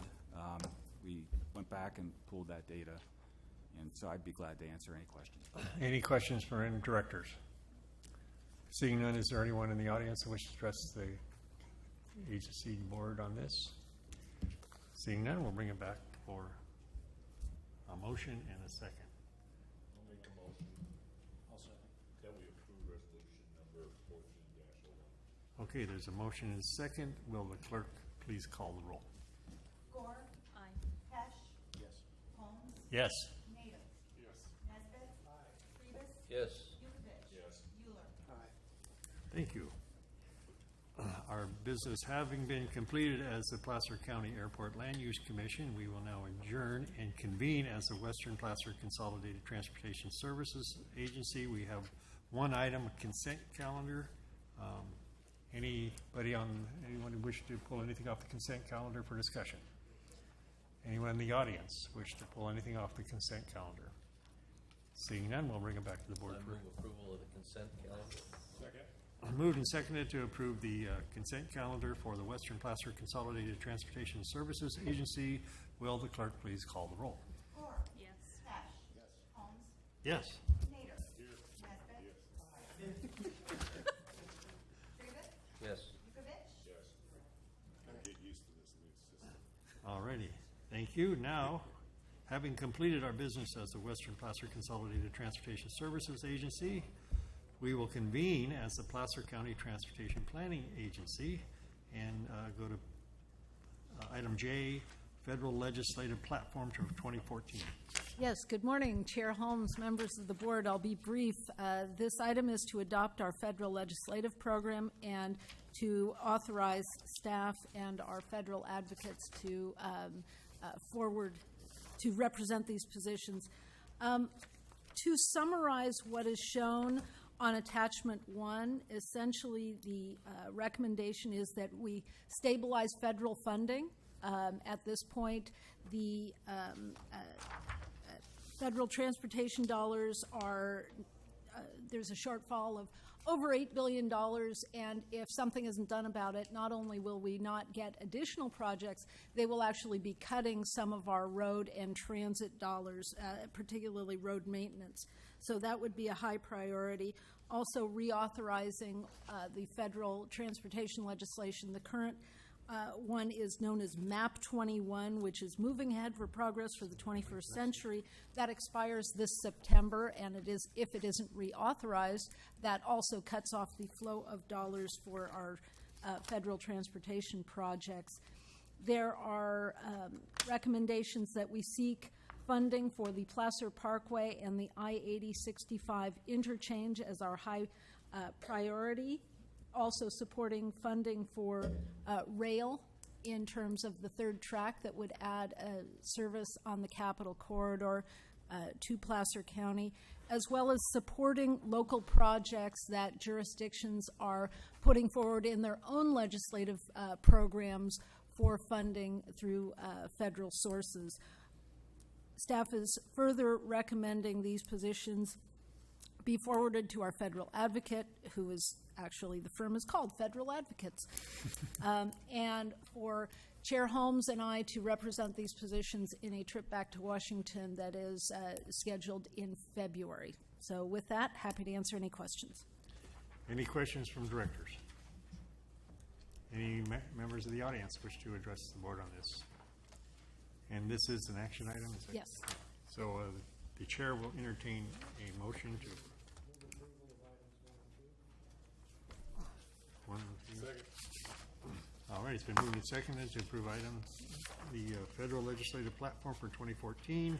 Will the clerk please call the roll? Moore. Yes. Pesh. Yes. Holmes. Yes. Neiman. Yes. Nesbit. Trivas. Yes. Yukovich. Maybe if he brings his money back, yes. Euler. All righty, now we'll move to item K. Surface Transportation Assistance Act Route Improvements Plan for I-80 Canyon Way Interchange in Colfax. Yes, this is kind of a different item, and it gets slightly complicated, so bear with me. Essentially, back in '82, there was a federal law adopted known as the Surface Transportation Assistance Act that set aside characteristics of large trucks and routes that could accommodate them as a way of minimizing the conflict between freight and other users of the highway system. And it specified a lot of things like road widths and turning ratios and all of those things. Back in 2012, the Crispin Cider Works located in Colfax, and they used the I-80 Canyon Way interchange as a way of accessing I-80 from their facility. And they are one of the largest employers in Colfax. Now, at the same time, the board has said that economic vitality is a key issue, and being this is a transportation issue, we got involved in that. The I-80 Canyon Way interchange does not meet STAA standards, whereas the trucks that are using it to access the Crispin Cider Works are subject to STAA standards. So it's been a bit of a challenge in that those trucks are being cited by the CHP. And so the Crispin Cider Works contacted the governor's office, who contacted Caltrans and the city of Colfax to try and figure out a way of fixing this problem. And being that money is usually involved in fixing problems, I got a phone call to join in. And so we have met with the city and with Caltrans to try and figure this out.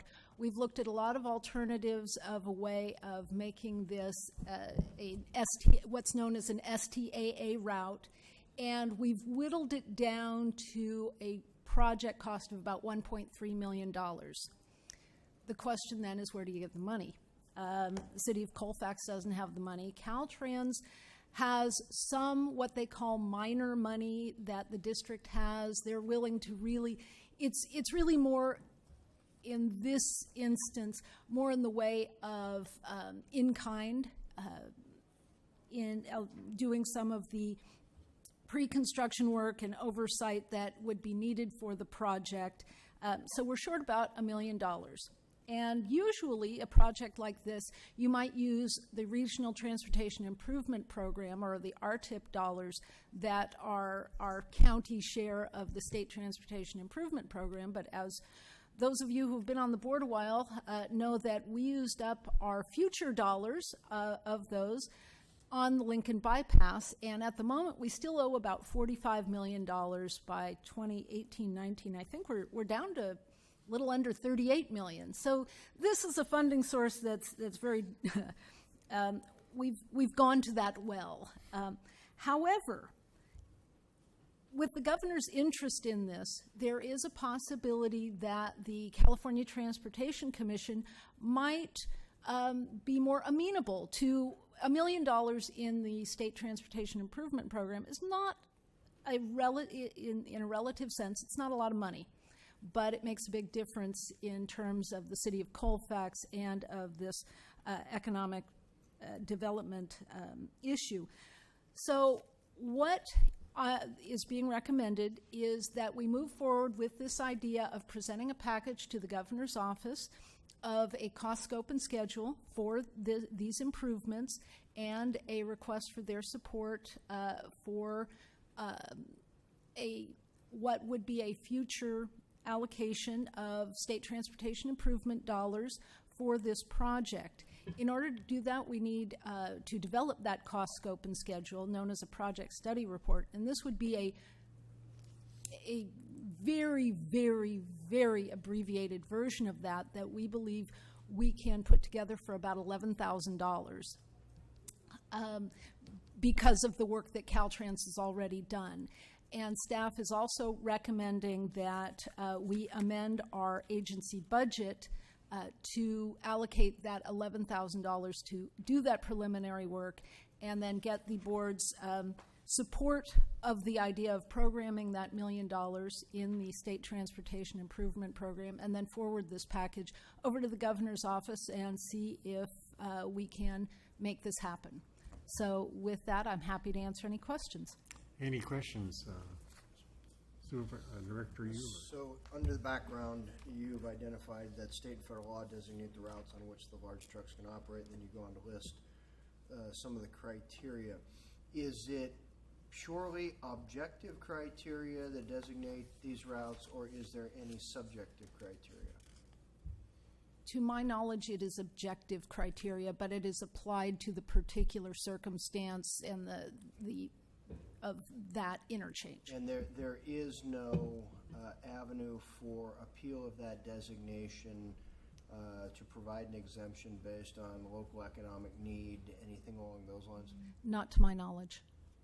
Is it worth us at least considering pursuing that avenue in addition to trying to pursue funding? I can... Some kind of an exemption so these guys aren't getting ticketed while we're trying to solve the problem? To my understanding, they have abated the ticketing while we're working on this, but they are committed to going back to it if it isn't solved. Okay. Thank you. Any other questions? Director Hesh? Time for questions, or Yes. can I make a comment? You can do either one. Okay, great. I'd just like to, of course, register my support for this. However, a little background on the Crispin company so you know how it developed and what's behind this. It started out with a couple of young gentlemen that were actually educated in Colfax in our local school system. Somehow they acquired the desire to go out and learn formulations of whiskeys, wines, and beverages. That kind of guy. Next thing you know, they're operating in their garage and they're coming up with these different formulas. Yeah, I didn't think you could either. So the next thing you know, they're starting to produce this stuff in their garage, and it's becoming very successful. The next thing you know, they expand and they start distributing on their own. And then lo and behold, like you can in America, the next thing that happens is large manufacturers get interested and they just start developing right there in our community. They're still under the auspices of Crispin Cider Company, but then a big distributor comes along like Coors, and they get interested, and so they're in the process of starting out being associated with Coors. Wow. So it's a true American success story, but all of a sudden our roads can't handle it, and of course we can't handle the changes necessary with our small budget, basically still in deficit.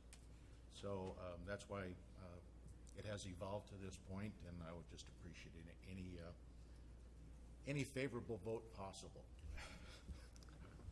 Sounds like they should move to the airport. Sorry. What? Oh, no. Any other comments? Hey, no What? smiling. What? No smiling. Sorry. I have a question. Oh, of course. They're not going to do anything with the overcrossing in this project right there at Canyon Way, or are they? Doubt if you do much for $1 million with the overcrossing. It's just the side roads where they're going to work on? I don't remember the exact design configurations. If I recall correctly, the bulk of the work is actually on the turning ratios at either end of the overcrossing to make sure that they don't go into the opposite lane in order to make the turn. Okay. The roads are very narrow. I'm somewhat familiar with that area right there. Okay, thank you. Any other questions from directors? Anyone in the audience wish to address the board on this item? Seeing none, we'll bring it back for action. It's been moved and seconded to approve items 1 and 2 regarding the Surface Transportation Assistance Act Route Improvements Plan for I-80 Canyonway Interchange in Colfax. Will the clerk please call the roll? Cora? Yes. Cash? Yes. Holmes? Yes. Nader? Yes. Nesbit? Trivas? Yes. Yukovich? Mueller? Thank you. We'll move to item L. Excuse me. Oh, I'm sorry. Comment. Yes. Just let it be known that I'm not below begging for votes. I just wanted to make that clear. There's a lot of chuckling going on, and I'll beg for a vote for my community anytime. Good for you. No, that's why you're here. We're glad that you are, Tony. Let's see. Item L, California Passenger Rail Program Guiding Principles. I have this item. This agenda item was prepared in response to the Capital Corridor Joint Powers Authority's request of its member agencies. PCTPA is a member agency. They asked us to adopt the guiding principles for the state's intercity passenger rail program. These principles are shown in Attachment 1. There's Attachment 2 shows the agencies that to date have organizations that have adopted the principles. These principles were jointly developed by the 4 intercity passenger rail services. And in a nutshell, through a collaborative effort, they're there to guide future investment of new state, federal, and local funds for intercity rail services within California. And we're recommending as a member agency that we adopt the guiding principles that were developed by the 4 intercity rail agencies. And I'd be glad to answer any questions. Any questions from directors? The one or two, procure a fleet of state-owned standardized bi-level rolling stock to support existing and future intercity passenger service. We're talking about 2-level buses? No, these are bi-level, meaning the freight cars. Trains. Trains. Yeah. Train cars. Rolling stock is a phrase used for trains. So looking at a bi-level car just has double the capacity of a single-level car in terms of passengers. And then item D, high-speed and intercity passenger rail programs. So this is one of their principles, that we have high-speed. Well, the high-speed and intercity passenger rail program under federal transportation reauthorization, there's monies available for both high-speed rail as well as intercity passenger transportation. And the Capital Corridor takes advantage of the intercity passenger rail aspect of that federal legislation. And this principle here is basically calling for the reauthorization of that legislation at the federal level for high-speed rail and intercity service. Thank you. Any other comments? Questions, comments, criticisms? Just, I think it's important to adopt these. One of the things I'll point out, if you don't all know, is the governor took $500 million of the cap and trade funds to help balance the budget. So among these is supporting efforts to get that cap and trade funds diverted to transportation. So support of these guidelines will help lobbyists and everybody else. So. All righty. Any other questions, comments? Anyone in the audience wish to address the board on this item? Seeing none, we'll bring it back for action. Is there a motion to? Second. Moved and seconded to approve item L, California Passenger Rail Program Guiding Principles. Would the clerk please call the roll? Cora? Yes. Cash? Yes. Holmes? Yes. Nader? Yes. Nesbit? Trivas? Yes. Yukovich? Mueller? No. All righty. Now we'll move to item M, work plan for strategic outreach on transportation needs and funding. This is an information item. Yes, this item is to discuss the work program for our strategic outreach.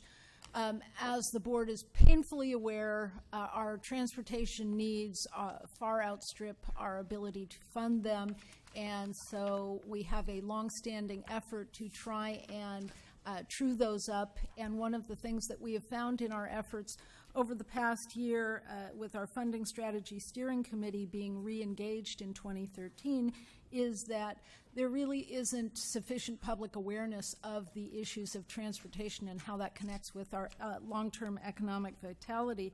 the board authorized in December that we negotiate and sign a contract with FSB Core Strategies and Halden Public Relations to assist us in this. And Jeff Flint is here from FSB Core Strategies to discuss and provide overview on the work plan for that effort. Yes. Thank you for your patience. Morning, Jeff. Too. Good morning. Thank you, Mr. Chairman and board members. My name is Jeff Flint. As Celia mentioned, I'm president of FSB Core Strategies.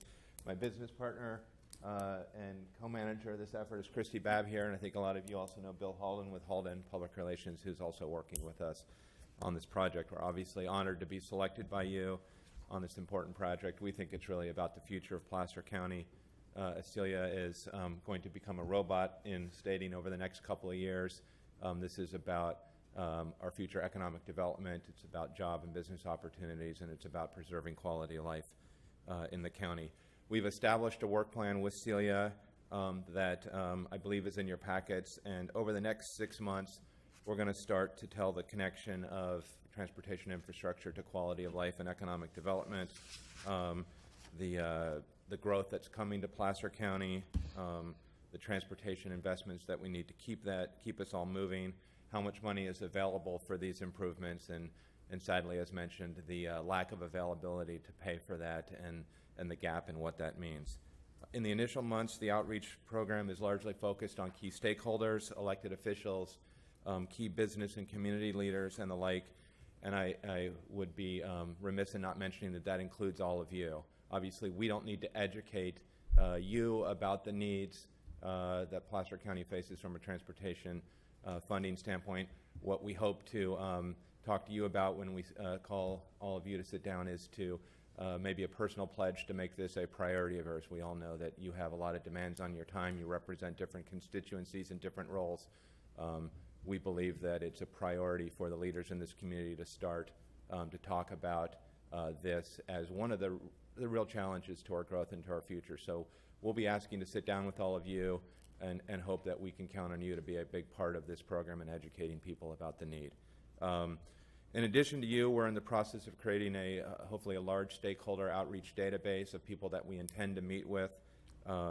These are going to start with a lot of small meetings. I don't think I can quite say one-on-one because they're probably going to have 2 or 3 at least in each. But small meetings with key leaders that have a big stake in this, have an influence, have larger audiences that they can appeal to, and then over the course of time, growing that into bigger and bigger circles of audiences and more into the broader public. At this point, and really at no point in this, because it's a public outreach campaign paid for by taxpayer dollars.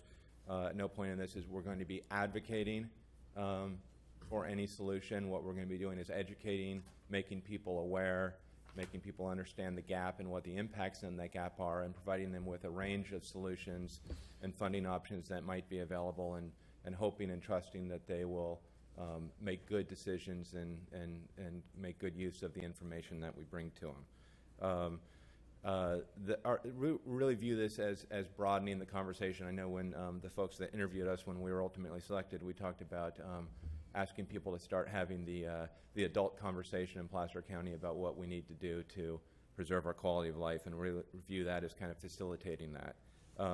We all know that, regardless of our personal politics, we know demographically that Placer County is a conservative county. It's probably not the friendliest county in the state to more funding for government programs. We don't believe that means that the people of Placer County are opposed to that. We think maybe they just have a little bit of a higher standard and wanting to know what they're paying for, what they're going to get out of it. And with that information, again, we think they have the ability to make a good decision.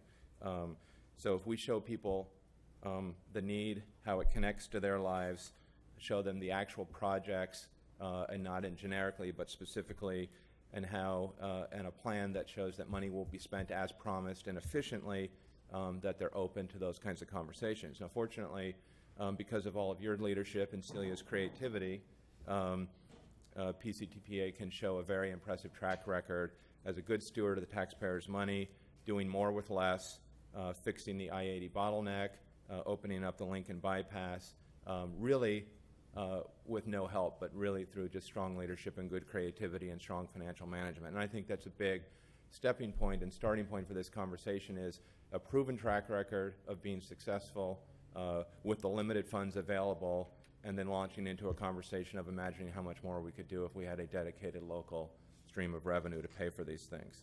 In addition to reaching out to elected officials and community leaders, we'll be asking them to talk to their networks. We'll be reaching out through earned media and the news media, websites and social media, events, a robust speakers bureau, and if and when it makes sense and as funding may be available, even some paid communication with the residents of Placer County. Part of the work plan specifically talks about measurable benchmarks so that you as a board and Celia as your executive director can determine whether or not we're making progress towards the goal of raising awareness of this and openness to different funding solutions. Again, in the near term, the benchmarks will probably be more along the lines of how many meetings we've had, how many conversations we've had, how many commitments we have to be part of this ongoing conversation as that moves along. And again, you invested a little bit of money last year in some polling, and you may do some more in the future. The benchmarks will move towards starting to see some actual movement in those polling numbers in terms of awareness of the problem. We don't expect this to be an easy task, but it's essential. Again, those of you that were involved in the evaluation know that our firm managed the Measure M campaign in Orange County, which is their local option transportation sales tax measure, passed in 2006.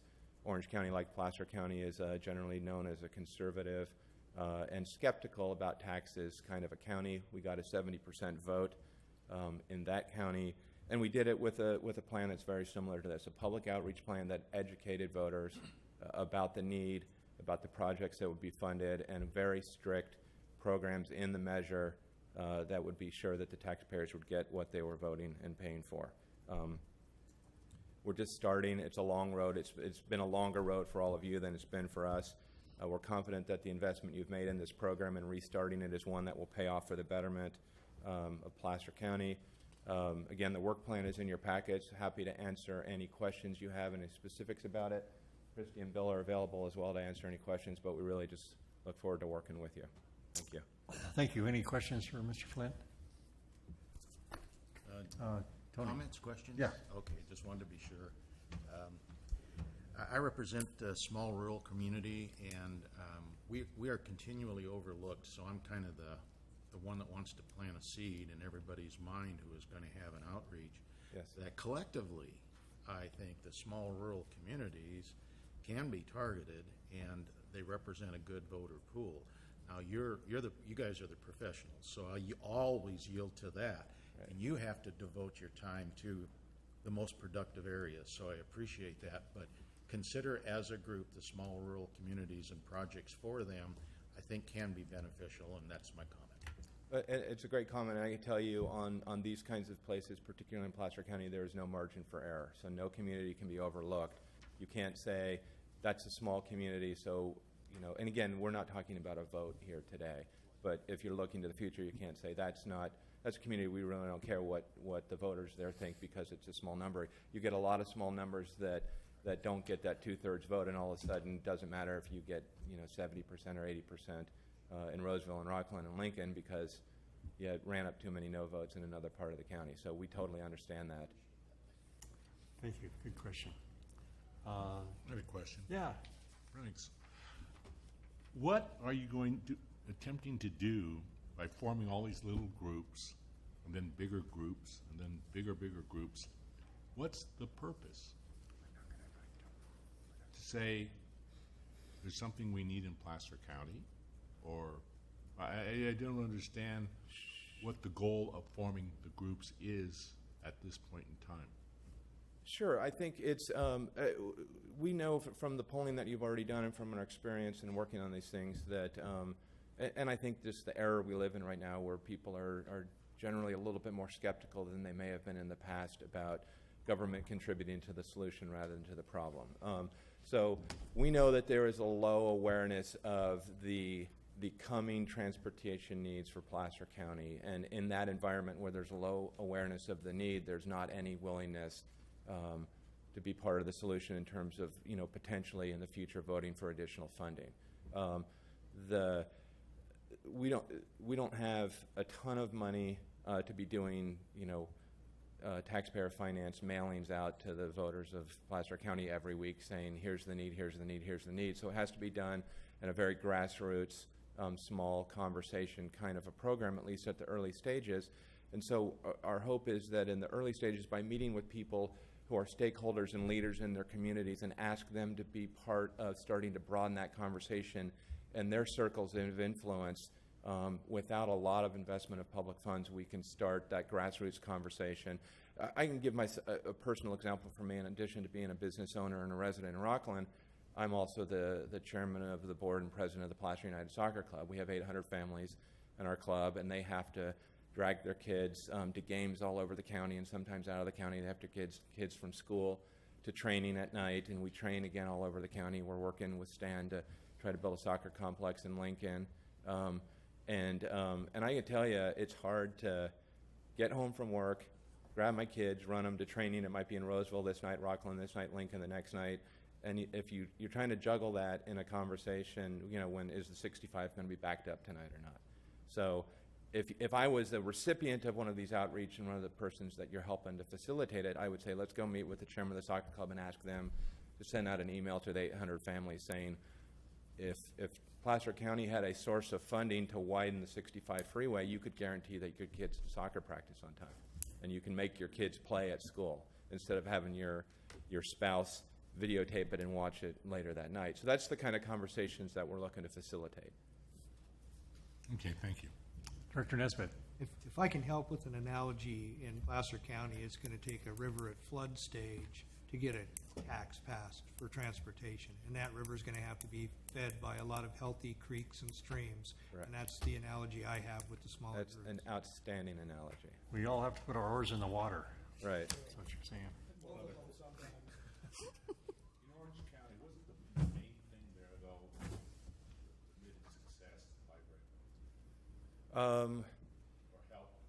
Celia has a copy of a report that we gave to the OCTA and to the key investors in that campaign, which I don't think there's any problem in sharing with anybody who'd like to see it. But we really think it was built on the back of three main points. One is promises made, promises kept. And obviously there's a key difference with Orange County is they had passed a sales tax measure back when the law was not as clear as the courts and others ultimately made it that you needed a 2/3 vote. So they had gotten like 51% on a measure, and they were up for renewal.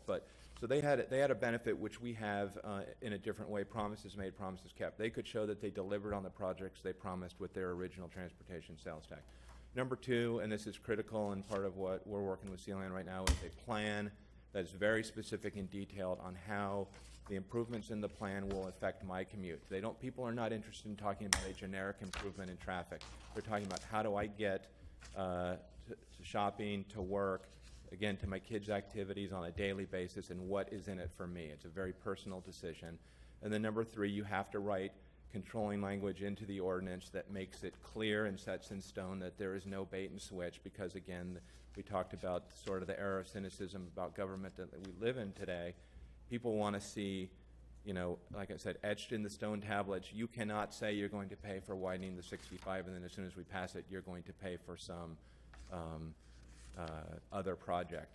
In Orange County, we came up with something that unique to them on how we were going to deal with an allocation of funding for transit. It was actually expansion of their heavy rail, commuter rail, Metrolink system, and then connecting all of the Metrolink stations to population and employment centers.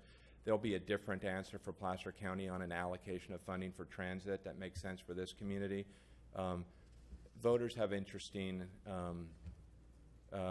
minds about mass transit, and probably it's a longer conversation than we have room for today. But there's a transit component to this that will work for Placer County and will be a big part of it. And that will be a good part of our conversation in our one-on-one sit-down, I hope. Any other comments from board members? All right. All right. Thank you very much. Thanks for the opportunity. Yeah, look forward to working with you. So now we'll move to the executive director's report. I don't have anything additional for at this time. All righty. Any board directions to staff? Mr. Chairman? Yes. If I may briefly? Sure. I had the opportunity to discuss with Celia prior to the start of the meeting, and she asked if I would bring it up at this point. As everybody knows, eastbound 80 is absolutely a mess at 65. Getting on the freeway there the other day, it occurred to me at Eureka, it occurred to me that there at 4 o'clock in the afternoon, we have all that traffic movement, and the through traffic is restricted to the 2 non-carpool lanes, and the carpool lane sits fairly empty at that point. And so I was just wondering, as we are working toward a permanent solution of 80 and 65, if I don't know if it's Caltrans that ultimately has designation over that, or somebody else, but if we could inquire as to the willingness of whomever determines the length of those carpool lanes, if we could determine their willingness on possibly on a temporary basis, moving the termination of that carpool lane, which now terminates just past Highway 65, moving it back closer to the Eureka off-ramp, so as to facilitate the opening up of that number 1 lane to through traffic, to allow those people that are coming up Interstate 80 to move into that lane, to make more room for those traffic movements there at Eureka Road and Taylor Road as people are trying to merge there, and give us that additional lane capacity right there in that stretch while we're dealing with all that compacted area. So I asked Celia about that. She asked me to bring it up here. And so I think really what we're looking for is would there be any objection by board members to making that inquiry at this point, or do we kind of have board concurrence that she can go ahead and send that letter to see if there's a willingness to make that modification? If I might, rather than an inquiry, I would suggest making a request Whatever that move forward on a safety basis. Yeah. Okay. Great. Thank you very much. All right. I would agree with that, because yesterday we were coming back at 4 o'clock, and once you get past Eureka, it's really a game to jump off those right-hand 2 lanes to try to get over so you don't get boxed. And everybody and his brother is jumping. Great idea. Let's just do it. Just go there with some paint. You can do it. Paint out the diamonds. Come on. Yeah, Come Kramer. on, Kurt. All righty. Any other board direction to staff? All righty. There's some informational items for your review. At this time, I'll entertain a motion to adjourn. All right. That's okay. Without objection. Thank you. The record.